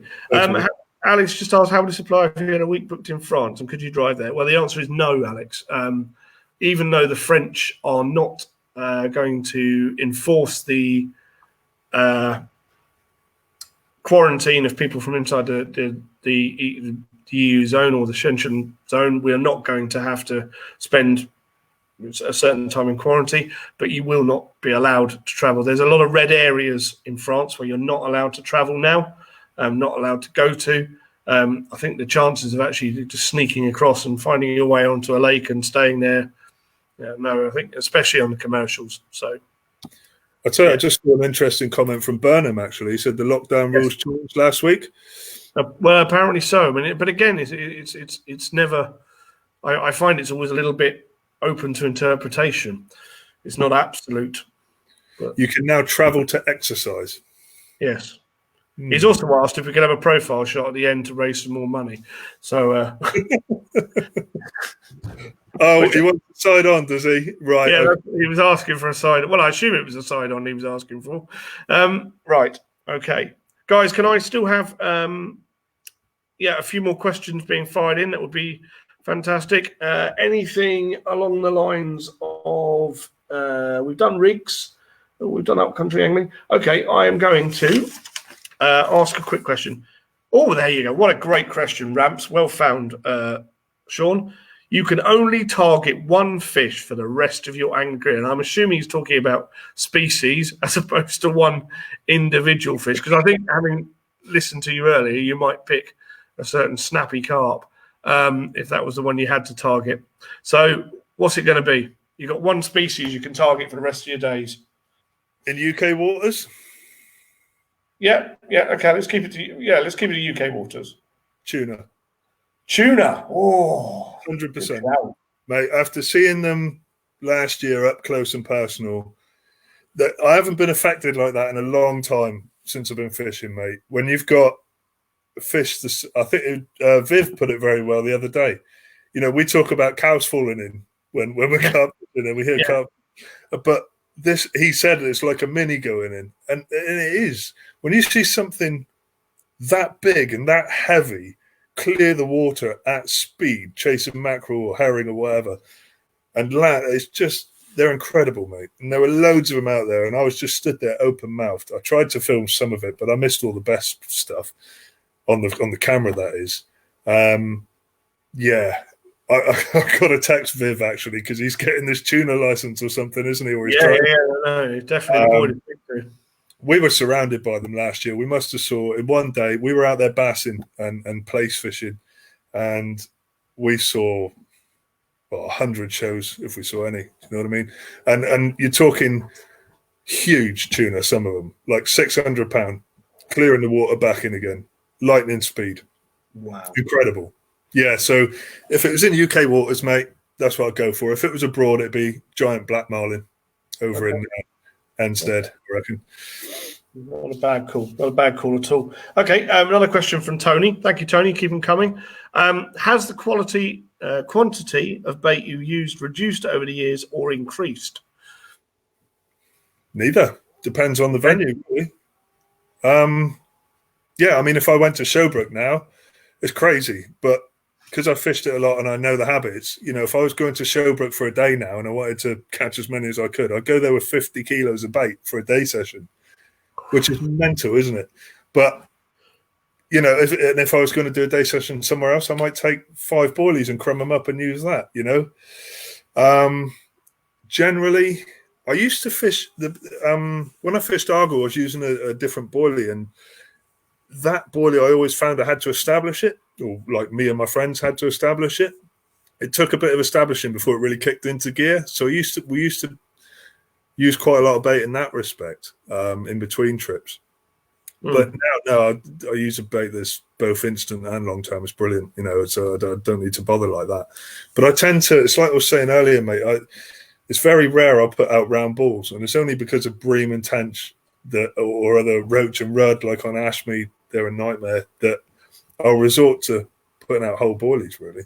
I like that sort of buffet theory with a bit of everything. Always agree. I always like the hutchie, you know, the blade of grass and the field thing, and giving them something. Because if you give them a mix of stuff,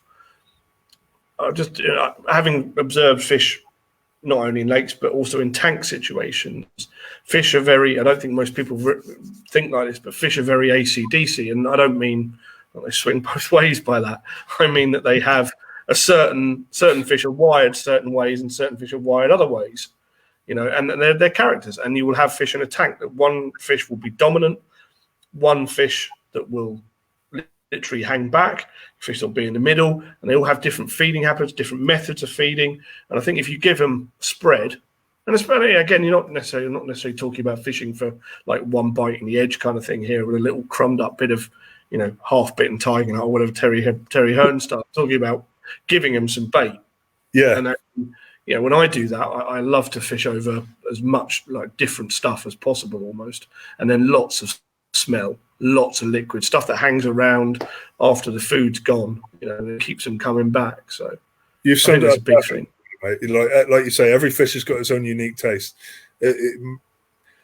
How often have you seen, like, up trees on the car park and on the Cotswold pit, you put a bed of boilies down and fish go over it and they just go over it, you know what I mean? You put a bed of mix down and nearly every time something will go down and at least have a look. You know, it only takes one of them to drop and then the others go after, you know. But if you've got pellet, so like for me, for example, I'd have some bloodworm pellet down there, I'd have some krill pellet down there, I'd have some krill liquid, some bloodworm liquid, I'd have a bit of corn, bit of boilie crumb, bit of a different boilie crumb, and there's something there that is going to appeal to each fish, in my opinion. You know, the tiger nuts as well, the hemp and then the chili flavour. It's just you're much more likely to get a fish to drop and get interested over a bed of bits than you are a pile of round balls.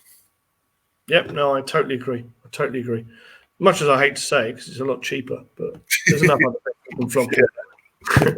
Right, okay, here we go. There's a couple of really good questions. Chris Way, again, good on you, Chris. You managed to get a couple of questions past the police. You can see the eyes roll back in your head, but it's all right. What are your views on hook bait quality, bait dyes, and filler-filled pop-ups from A-list bait companies? Oh, dear. Yeah, I know where this one's come from. He's always got an agenda, Leon. Always. Sorry? I said Pooley has always got an agenda. Oh, always an agenda. Yeah, definitely. I don't know enough about this this filler and air balls and glass balls, to be honest. All I've ever heard is rumours. I've never really spoke to anyone in authority about it, but you know, you've probably heard it yourself. Certain pop-ups made by certain manufacturers are supposed to have consisted of like glass balls or glass spheres, or filler, you know, as in polyfiller in the past. Apparently the quality, you know, but it's rumours. I don't know enough. I think, to be honest, the thing that kind of, I think it's rumours, but the thing that, sorry to hijack again, but the thing to come back on this is, unfortunately, there's such a thing called trading standards. Mm-hmm. And if you are selling product, no matter how niche it is, it will get found out. They are perhaps not as efficient as they used to be, but my mum's company that went back in the day used to have quite a lot of dealings with trading standards, and they're ruthless in terms of pursuing things that aren't right. So I think, there probably are instances of it. And well, I've got friends of mine who are kind of in the loop, who say that some of the dyes being used are very harmful. But I'm told that that's going to be addressed soon. I think that, again, the thing with that is if it's in a hook bait and it's one bait and it's the fish is in, to be honest, very rarely probably ingests that hook bait to a certain degree. It's going to bit parts of it, something, there are the odd occasion when it's going to slip through, but most of the time it's not going to do that. If you're putting it into water, the dilution factor alone will stop anything from being harmful. The worst it would possibly do is give fish a bit of a sore tummy, for want of a better word. They're very capable of ingesting and getting rid of things. Viv's probably better answered this. Sorry, I've just caught Jack Baisley's question out the corner of my eye. I think it's obviously not good. It's never good, but I don't think it's probably as harmful as people think it probably could be. I don't think you're going to see fish turning up dead because of it. It may be. It depends on quantity, doesn't it? If you're just talking hook baits, then it probably ain't really going to do anything too much harm. If it's going into freezer bait or shelf life bait, then possibly. Following on, it's funny you should say that. Following on for that, brilliantly segued in. Shelf life or freezer, and why? Freezer is what I'm confident in.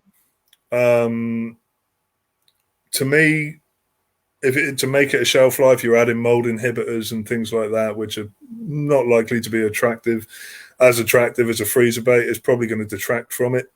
And there's the other side, that the pollution of lakes is one thing for me as well. If that bait doesn't get eaten from a low stock pit, for example, if that bait doesn't get eaten whilst I'm there or within 3-4 days, I want it to turn, I want it to float up, and I want it to get off the spot.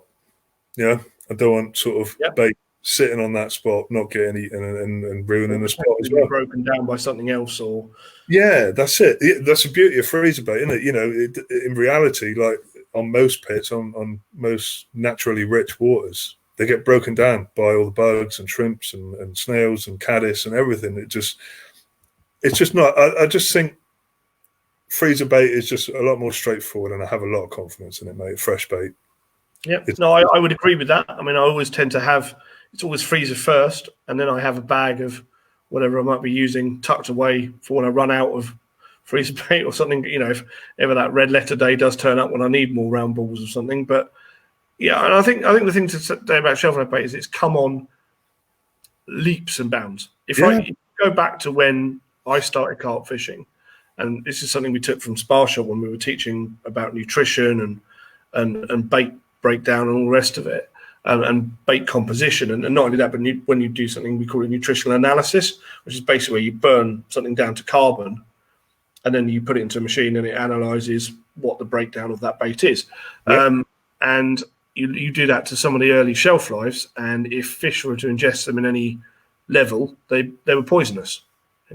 They literally would have ingredients in them that would get into the bloodstream and poison the fish. That doesn't happen anymore. The quality of shelf life bait has gone up massively.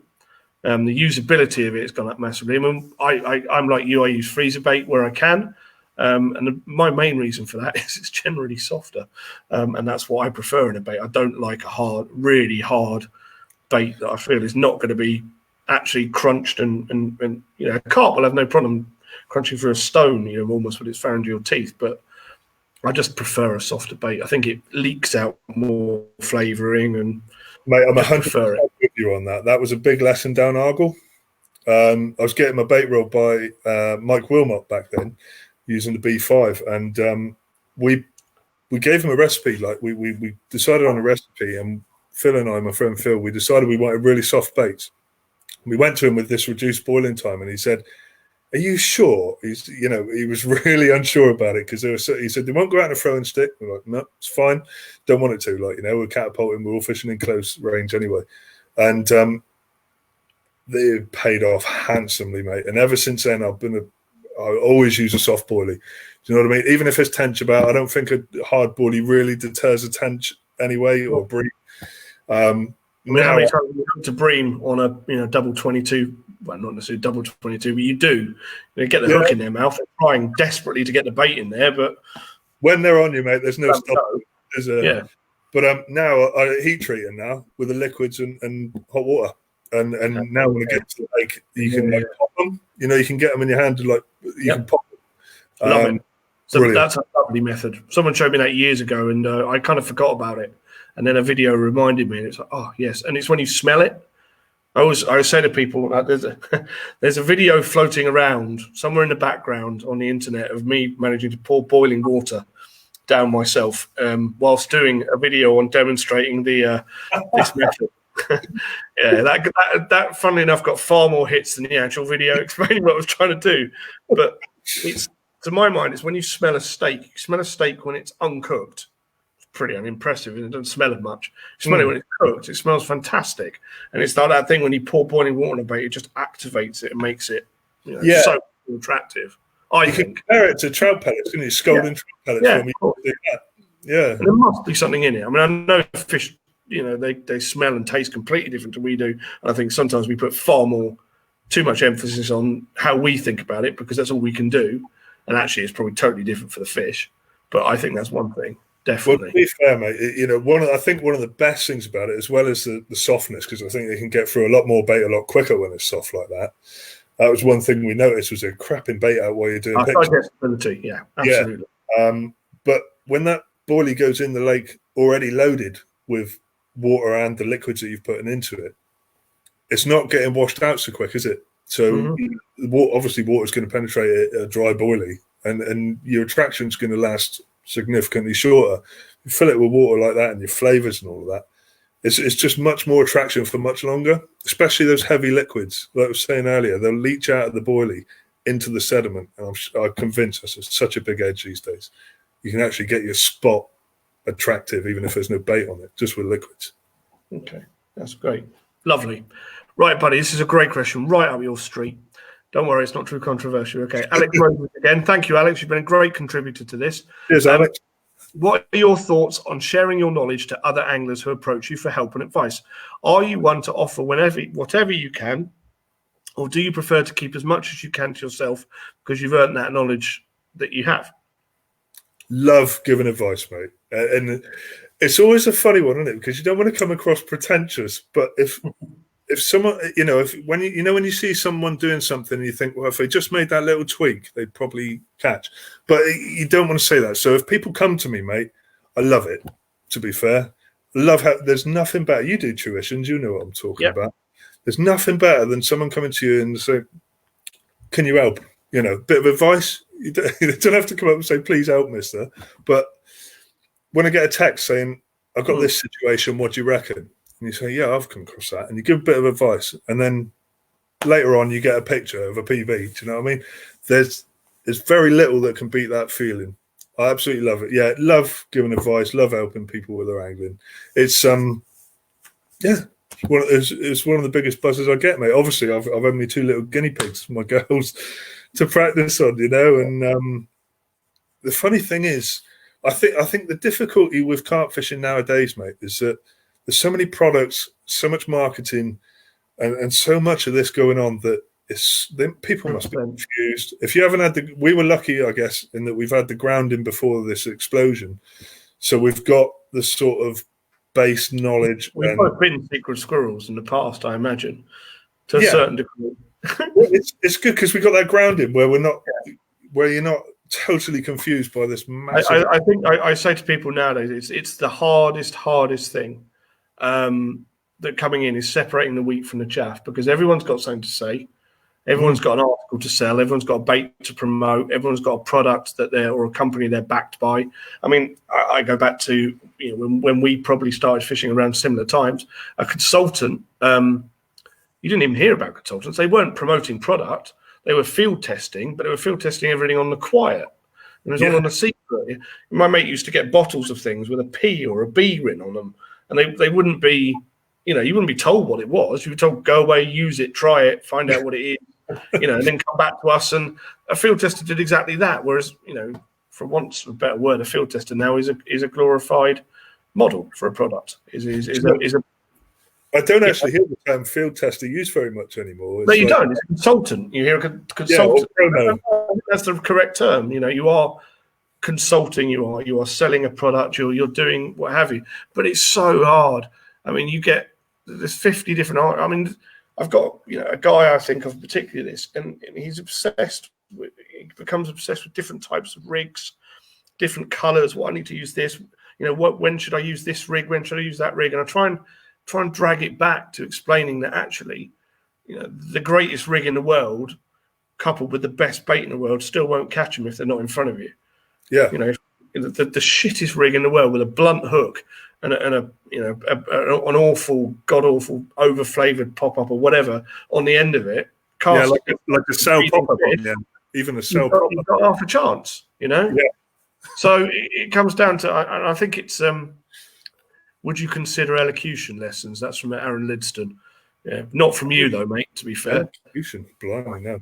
Yeah. I didn't know you could even spell that. To be fair, that's a big word for Aaron. Bless him. Yeah, exactly. Right. So let's turn it from the sublime. It's the ridiculous back to the sublime. Jim Ware, Mr. Stone Mason has come back with. I keep wanting to call you Stevenson, Jim. I'm sorry. It's because of the way you write your Facebook name. If you are angling for fish that don't appear to eat any form of conventional bait, I wonder what he's talking about, whatsoever, what alternatives would you be trying? And you can't answer tigers because they're banned. How can you ban? I hate, Joe, if there's one thing I hate about modern carp angling, it's tiger nut bans. Tiger nuts catch everything, any carp, anywhere. Yep. Best bait ever invented apart from sweet corn. So fish, they don't appear to eat any form of conventional bait whatsoever. So is sweet corn out? I guess that's out then. Ball of hemp, grains of hemp, that's out, is it? I don't know. He's crying now or laughing with laughter. Jim, explain what conventional bait means, mate. I think he's talking round balls and things like that. And he's talking pellets and that. There's plenty of others, isn't there? Ball of maggots, worm. I've got to be honest, my first choice in everything would be a tiger. It's just so inconspicuous on the bottom of a lake, isn't it? And it's just, do you know what I mean? It doesn't spook anything. Fish can feed on the spot around a tiger nut for as long as they want. They never seem to, not a problem. You put a boilie down there, and as soon as they'll either have it, or as soon as they see it, they're off. But they're on tigers. They're on tigers. They love them. Yeah. Well, I just think a tiger hook bait, even if there's no tigers in your freebies, a single tiger. It's just the ultimate. I'll tell you what I would say, though, mate. What is an epic tactic is free-line bread flake. But slow sinking. Have you ever done that? Most of us have done float fishing with bread crust, haven't we? But, when they're tricky, or when you've caught... We used to do it by accident with the not with necessarily with bread flake, but with chum mixers, when you used to had to cut a groove in the back of them and super glue them to your hook. Yeah. You'd be casting at the fish, and all of a sudden you get the fish feeding, and that was the point when your hook bait started to sink. So that was sometimes if you get it just right, they grab it on the way down. Yeah. And I always remember Archie writing about this. He was fishing, and I think it was a 2-hook rig going back in a day. I could be wrong, or it could just be a single hook rig where he was fishing it almost zig style on the surface with a bit of crust and then a bit of flake stuck to the underside of it. Oh, yeah. And at Waveney, and when he cast it out, and obviously, fish would knock the thing, and then eventually this hook would separate from the flake at the top, from the crust, and the flake would drop. And it was as it started to drop, that was when he reckoned they nailed it. It really is uncanny, the difference it makes when it's sinking.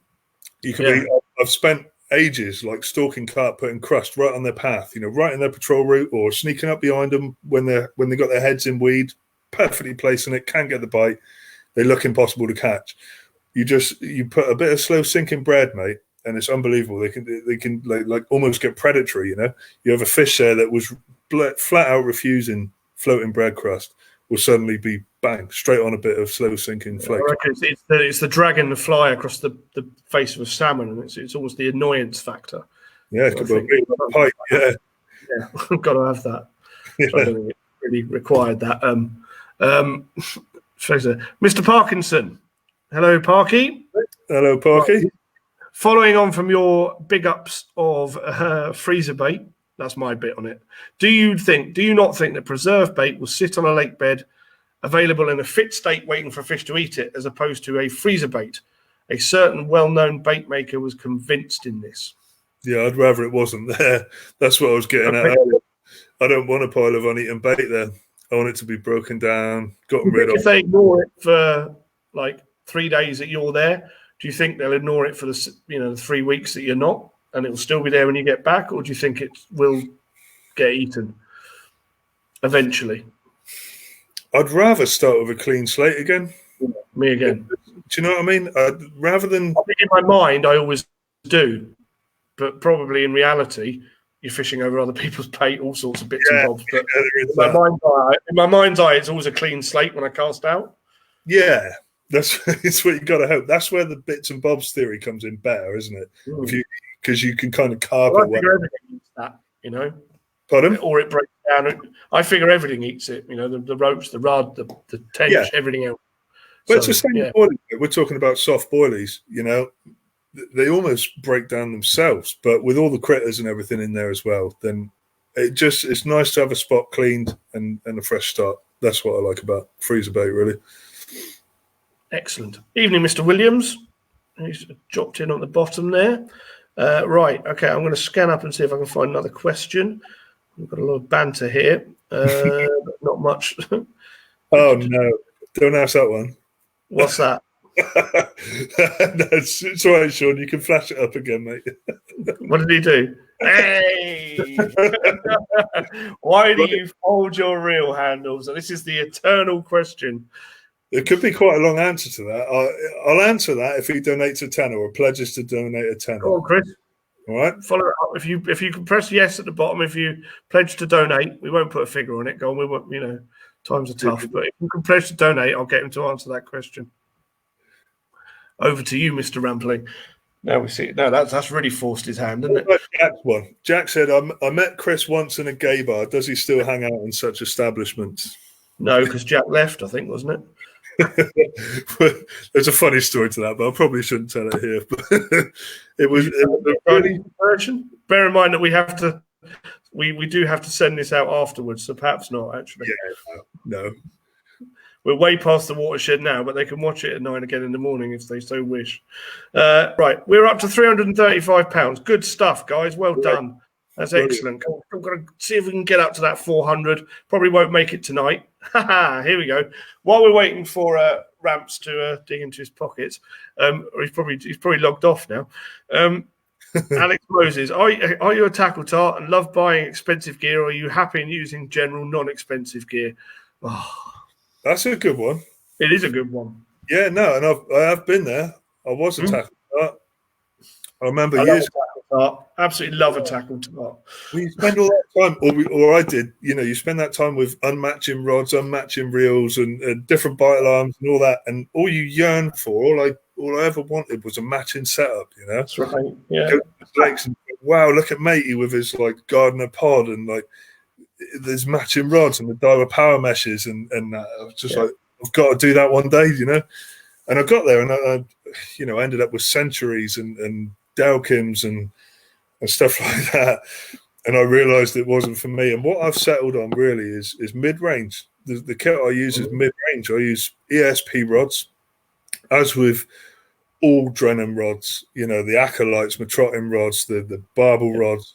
I think, I love Drenham rods. They're just absolutely. You and I sing from exactly the same hymn sheet there. I am the biggest tackle tart. I do like my Jag Bling mat. Yeah, you're right. But I like to think that my tackle is tarty but practical. I own a tackle shop, so it's all tax deductible. So it's difficult. I use mid-range gear. As you know, I like old Daiwa reels. because they are just workhorses. It harks back to that fluorocarbon thing which we were talking about earlier. I don't want to sit there keeping my reels clean, making sure grit doesn't go in them. Do you know what I mean? My dye was in all the years I've had them. Never cleaned even.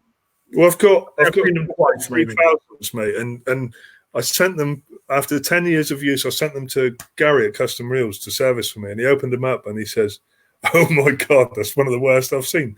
But as far as I was concerned, they were running brilliant. They were fine. You know what I mean? So old Daiwa reels, Neville's, reliable, simple, reliable. I have to say, that's where you and I differ on the Neville. Well, it's not for any other reason than I tried Delkims and said to myself, never again. Delkims are like a good car. If you get a good one that doesn't go wrong, you keep them.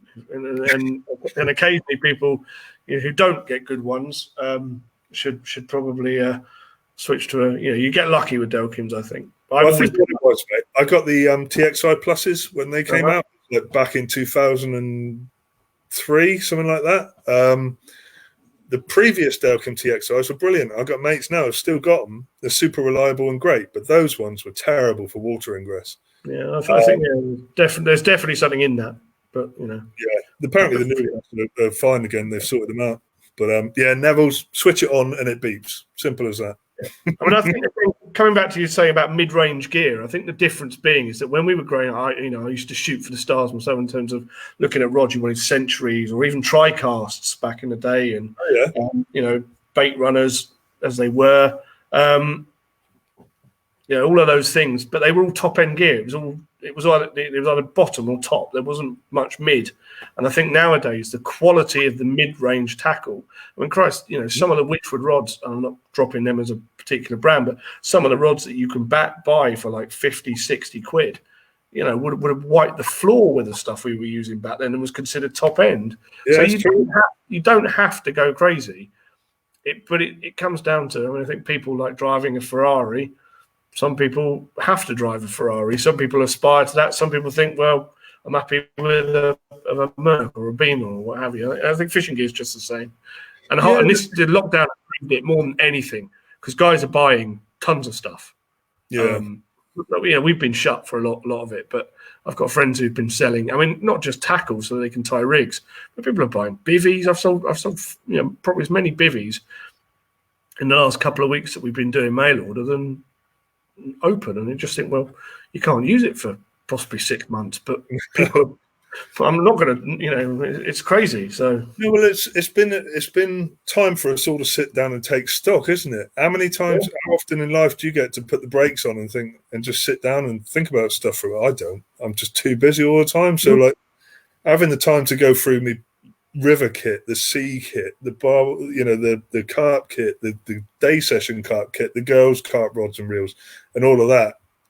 I've realised I need to stock up on quite a lot of stuff. So strange times, mate. But I don't know if anyone else is like this, but I pretty much sorted all of my fishing gear, cleaned down, wiped and prepped everything within the first 3 days. Yeah, I did it way too early. I've got way too early. The only thing that's left is the bivvy that's up in the back garden because Popster wanted to go camping, and it's rained since, and now I can't get it dry. So there you go. Excellent. Come on, guys. Let's have a last few questions. Do you know what? We've done 2 hours tonight now. We're a second short of 2 hours. Blimey. So pretty impressive. And we've still managed to keep some people watching as well. There's still a hell of a load of you hanging on, which is fantastic. So let's this one. It said Chris still got his noddy outfit, particularly the boot and his face calf heeled. That was on my stag do. It was man. I've seen the pictures, mate. I've seen the pictures. Drag queen. But we went to this rave and they gave me some wellies, and we raved so much the wellies chafed my leg. I've got a permanent scar there now from that. A nice little hardcore. Proper hardcore. Oh, it was a mental weekend, mate. Yeah, it was it was a good one. Believe me, I ended up with my stag do at Whiteacres, of all places. Did you? Yeah, not even when we didn't even live down here then. Yeah, we had literally a split 50-50 of people who fished and people who didn't, and they were, and my best man didn't fish, so that's where he prompted in the middle of Whiteacres. So yeah. But that's the one thing I would say about my stag do is it was nearly all anglers, hence the carnage. Yes. And it's a good subject to talk about, actually, mate. Because I was going to bring on to it for while we get some guys to post a couple of last questions on the right.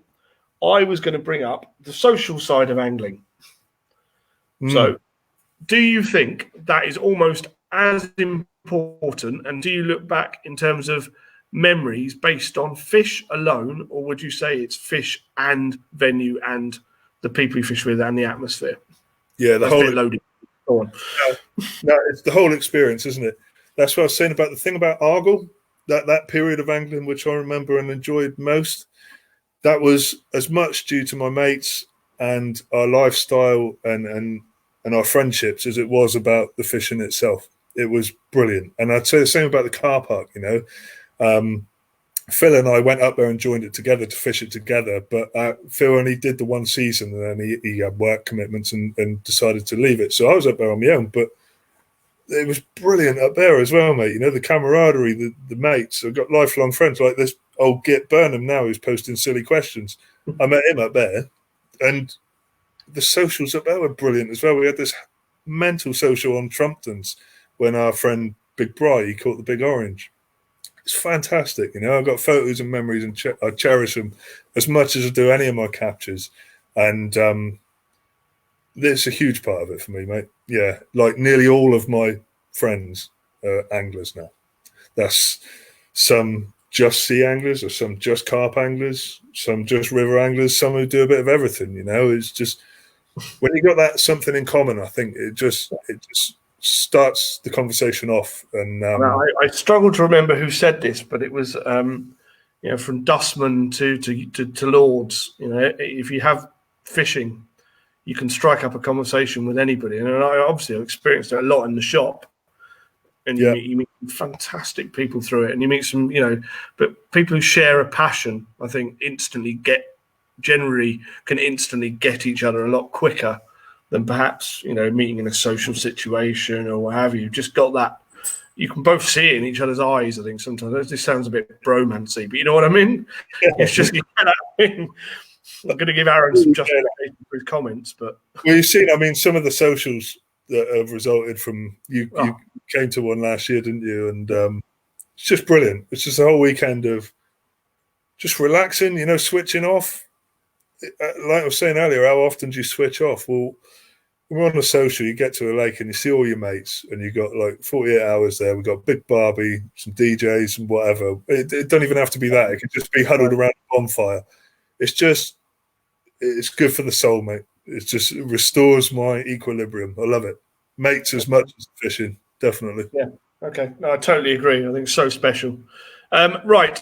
What is, Lynn, this is a good question as well, and this might be a good one to finish on. We'll see what comes in on the right-hand side in between now and then.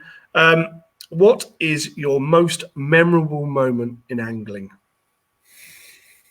And that's a really tough question. If you want to give us a top three, because that might be easier, or if you can name one, then go for it. Okay, right. Arthur, like Zed said there's one of them. Not necessarily saying it's number one, though. The moment I found out it was Arthur in the net, I netted a huge ball of weed. And I actually felt the carp before I saw it because it was underneath all the weed. And I was fully expecting a stocky. Do you know what I mean? To feel quite a smooth-skinned stocky. Felt down and felt all crusty, pulled a bit of weed back, saw the big white rubbery lips of Arthur like that and just stopped breathing pretty much. And then did you give it a shout out? Yeah, well, I just shifted the weed forward because obviously it looked like Arthur, and just to see the tail, saw that little tail, and honestly, that feeling is hard to describe. Like, fell to my knees, mate, and just give it the shout, mate. Screamed it in through the Yateley trees. Amazing. Maisie touched on one earlier, which I would put right up there as well, was that 4-pound perch. Seeing her catch that 4-pound perch with such a legend of a friend there, Cully, as well. And obviously Ayla, my other daughter, was really special. And if we're going for three, last year, boat trip with Cully again, funnily enough, on my dear old dad's birthday. He died when I was 11, and I like to go fishing on the 22nd of October each year. And this one was super special. It was that tuna trip where we're seeing tuna all around us, and we're catching bass on live mackerel and place. Both the girls got PB place, and it was just a bit of a magical feel about that trip. You know, me and Cully both had pictures of our dads pinned up on the wheelhouse door, and it was really special. It felt like they were with us that day, mate. That's awesome. Yeah. Well, I think, to be honest, that's a very fitting question to finish on, and a very fitting, mate. And just go on. I can't stop. It's worth saying. If we've missed any, I'll happily go through and answer these tomorrow. The serious one, anyway. Yeah. Yes, yeah. You can fire off the other ones on their own. Go on, and Alex. This follows on nicely, and we will make this the last question because I'll fall asleep before Timothy, or not just because I'm old. If you have one day left, where are you going? What you're catching, and who you're going with? Wow, there you go. Going to get emotional soon. Cheers, Alex. Good question, mate. I'm going with my daughters. I'm going to the Royalty Fishery, my dad's favourite fishery, and we're going for a double-figure barbel. Pretty good way to finish. Yeah, that would sort me right out. I mean, there's another argument to say I could go sea trout fishing at night with my girls, like Darren was saying. Yeah. You know, there's lots of things that could mean a lot. You know, special things. That's a good answer. Yeah, man. I think that's a great way to finish. Great way to finish. Cool. Well, it's been a pleasure, mate. Very soon, my friend. Very soon. Right. Okay. Right, mate. Thank you so much for coming on and doing this tonight. It's been awesome. I've had a thoroughly great time asking questions and picking your brains. I could sit here and listen to you talk for hours, mate. And I think the best thing is I think we've got Chris Way to go to sleep, so that's probably even better. Definitely. Yeah, well done. Really good. Right, guys. Just to let you one last plug for the NHS site, guys, for Just Giving. Sorry, I'm losing it here. So if anything, it is still going. It will be going when we stop doing this. It'll still be there tomorrow morning. So anybody who's watching this in arrears, as it might be, and if you want to post a question, I'll make sure it gets to Chris. He's brilliant. I'm sure he'll answer it to you as well. So if you're not watching live, and you've actually managed to make it through 2 hours and 8 minutes, which is unlikely, I think, to be honest, but you could do it. And it's been fantastic. So thank you so much again to Chris. Thank to every single one of you for tuning in and bearing with us over the last few weeks. I'm just going to do a personal little plug as well for the shop. Just to remember, we are still here. We are still doing mail order. If you want anything, guys, give me a ring. I'm down in the shop every day, putting orders together. I'll quite happily ring you back, talk you through stuff if you want to talk through anything as well. And we're just starting to stock up on bait and bits and pieces. Lots of bait coming in the next few days in anticipation, fingers crossed, of some of us actually being allowed to go fishing. So we can get that out to you. And the other thing to plug as well is our new venture, which we've been going a little gentle on recently, but it's the BFLF tacklecomps.co.uk, which is a raffle site. So you go on there, you register, you buy your tickets for anything from a couple of quid up to a tenner. Even some of the tickets are £1 or £2, and you can win a variety of different prizes for a fraction of the actual cost. There you go. That's all my plugging done. But if you can go on, and also if you like the page, you register, there's a chance to win some free entries as well. So that's always good.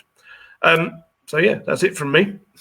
No, well done to you and Sean, mate, for what you're doing, raising money. Oh, loving it. We are a little light on content as of next week. By light on content, I mean you've got me again on my own. So currently speaking with no special guests. So why don't you get Chris Way on? Sorry? Want to get Chris Way on? Yeah, we could do. That would be a good one. Yeah. He's desperate for a deal, mate. Sorry? He really wants a tackle or bait deal. So I know he does, desperately. Well, he's been Facebooking mainline the whole time he's been on. Doing it properly. Yeah. So we'll try and see if we can make his dreams come true. Yeah.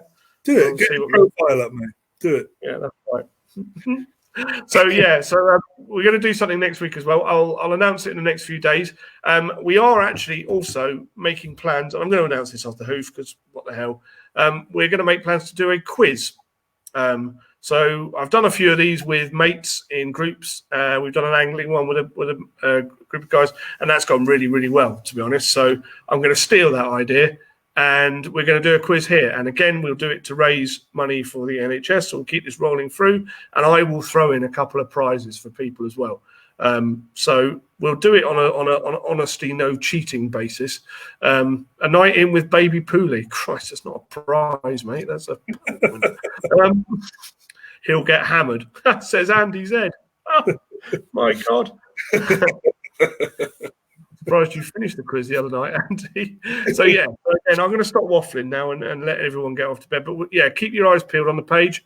We will give an idea about what we're doing. And also, if you can see my horrendous barnet, which is and my fast disappearing hairline, my wife is shaving my head tomorrow. All right, she's wanted to do this for ages. God knows why, because I'm going to look like an absolute arse. So next time you see me, I will be a lot. Well, with less hair, at least on top. I'll be maintaining hair down here. Fair play. Leave it next for the next live feed. That's possible. Yeah, we'll think about that. Maybe we could raise some money. That might be a good way of doing it. I might put her off for a few days as well.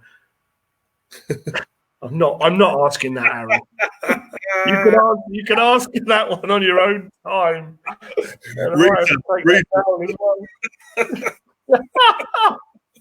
Right. And Andy, right, so guys, thank you ever so much. We shall bid goodbye to you all and end the live feed now. Thank you very much for watching, and big ups to Chris. Big ups. We'll just say that. Big ups, bruv.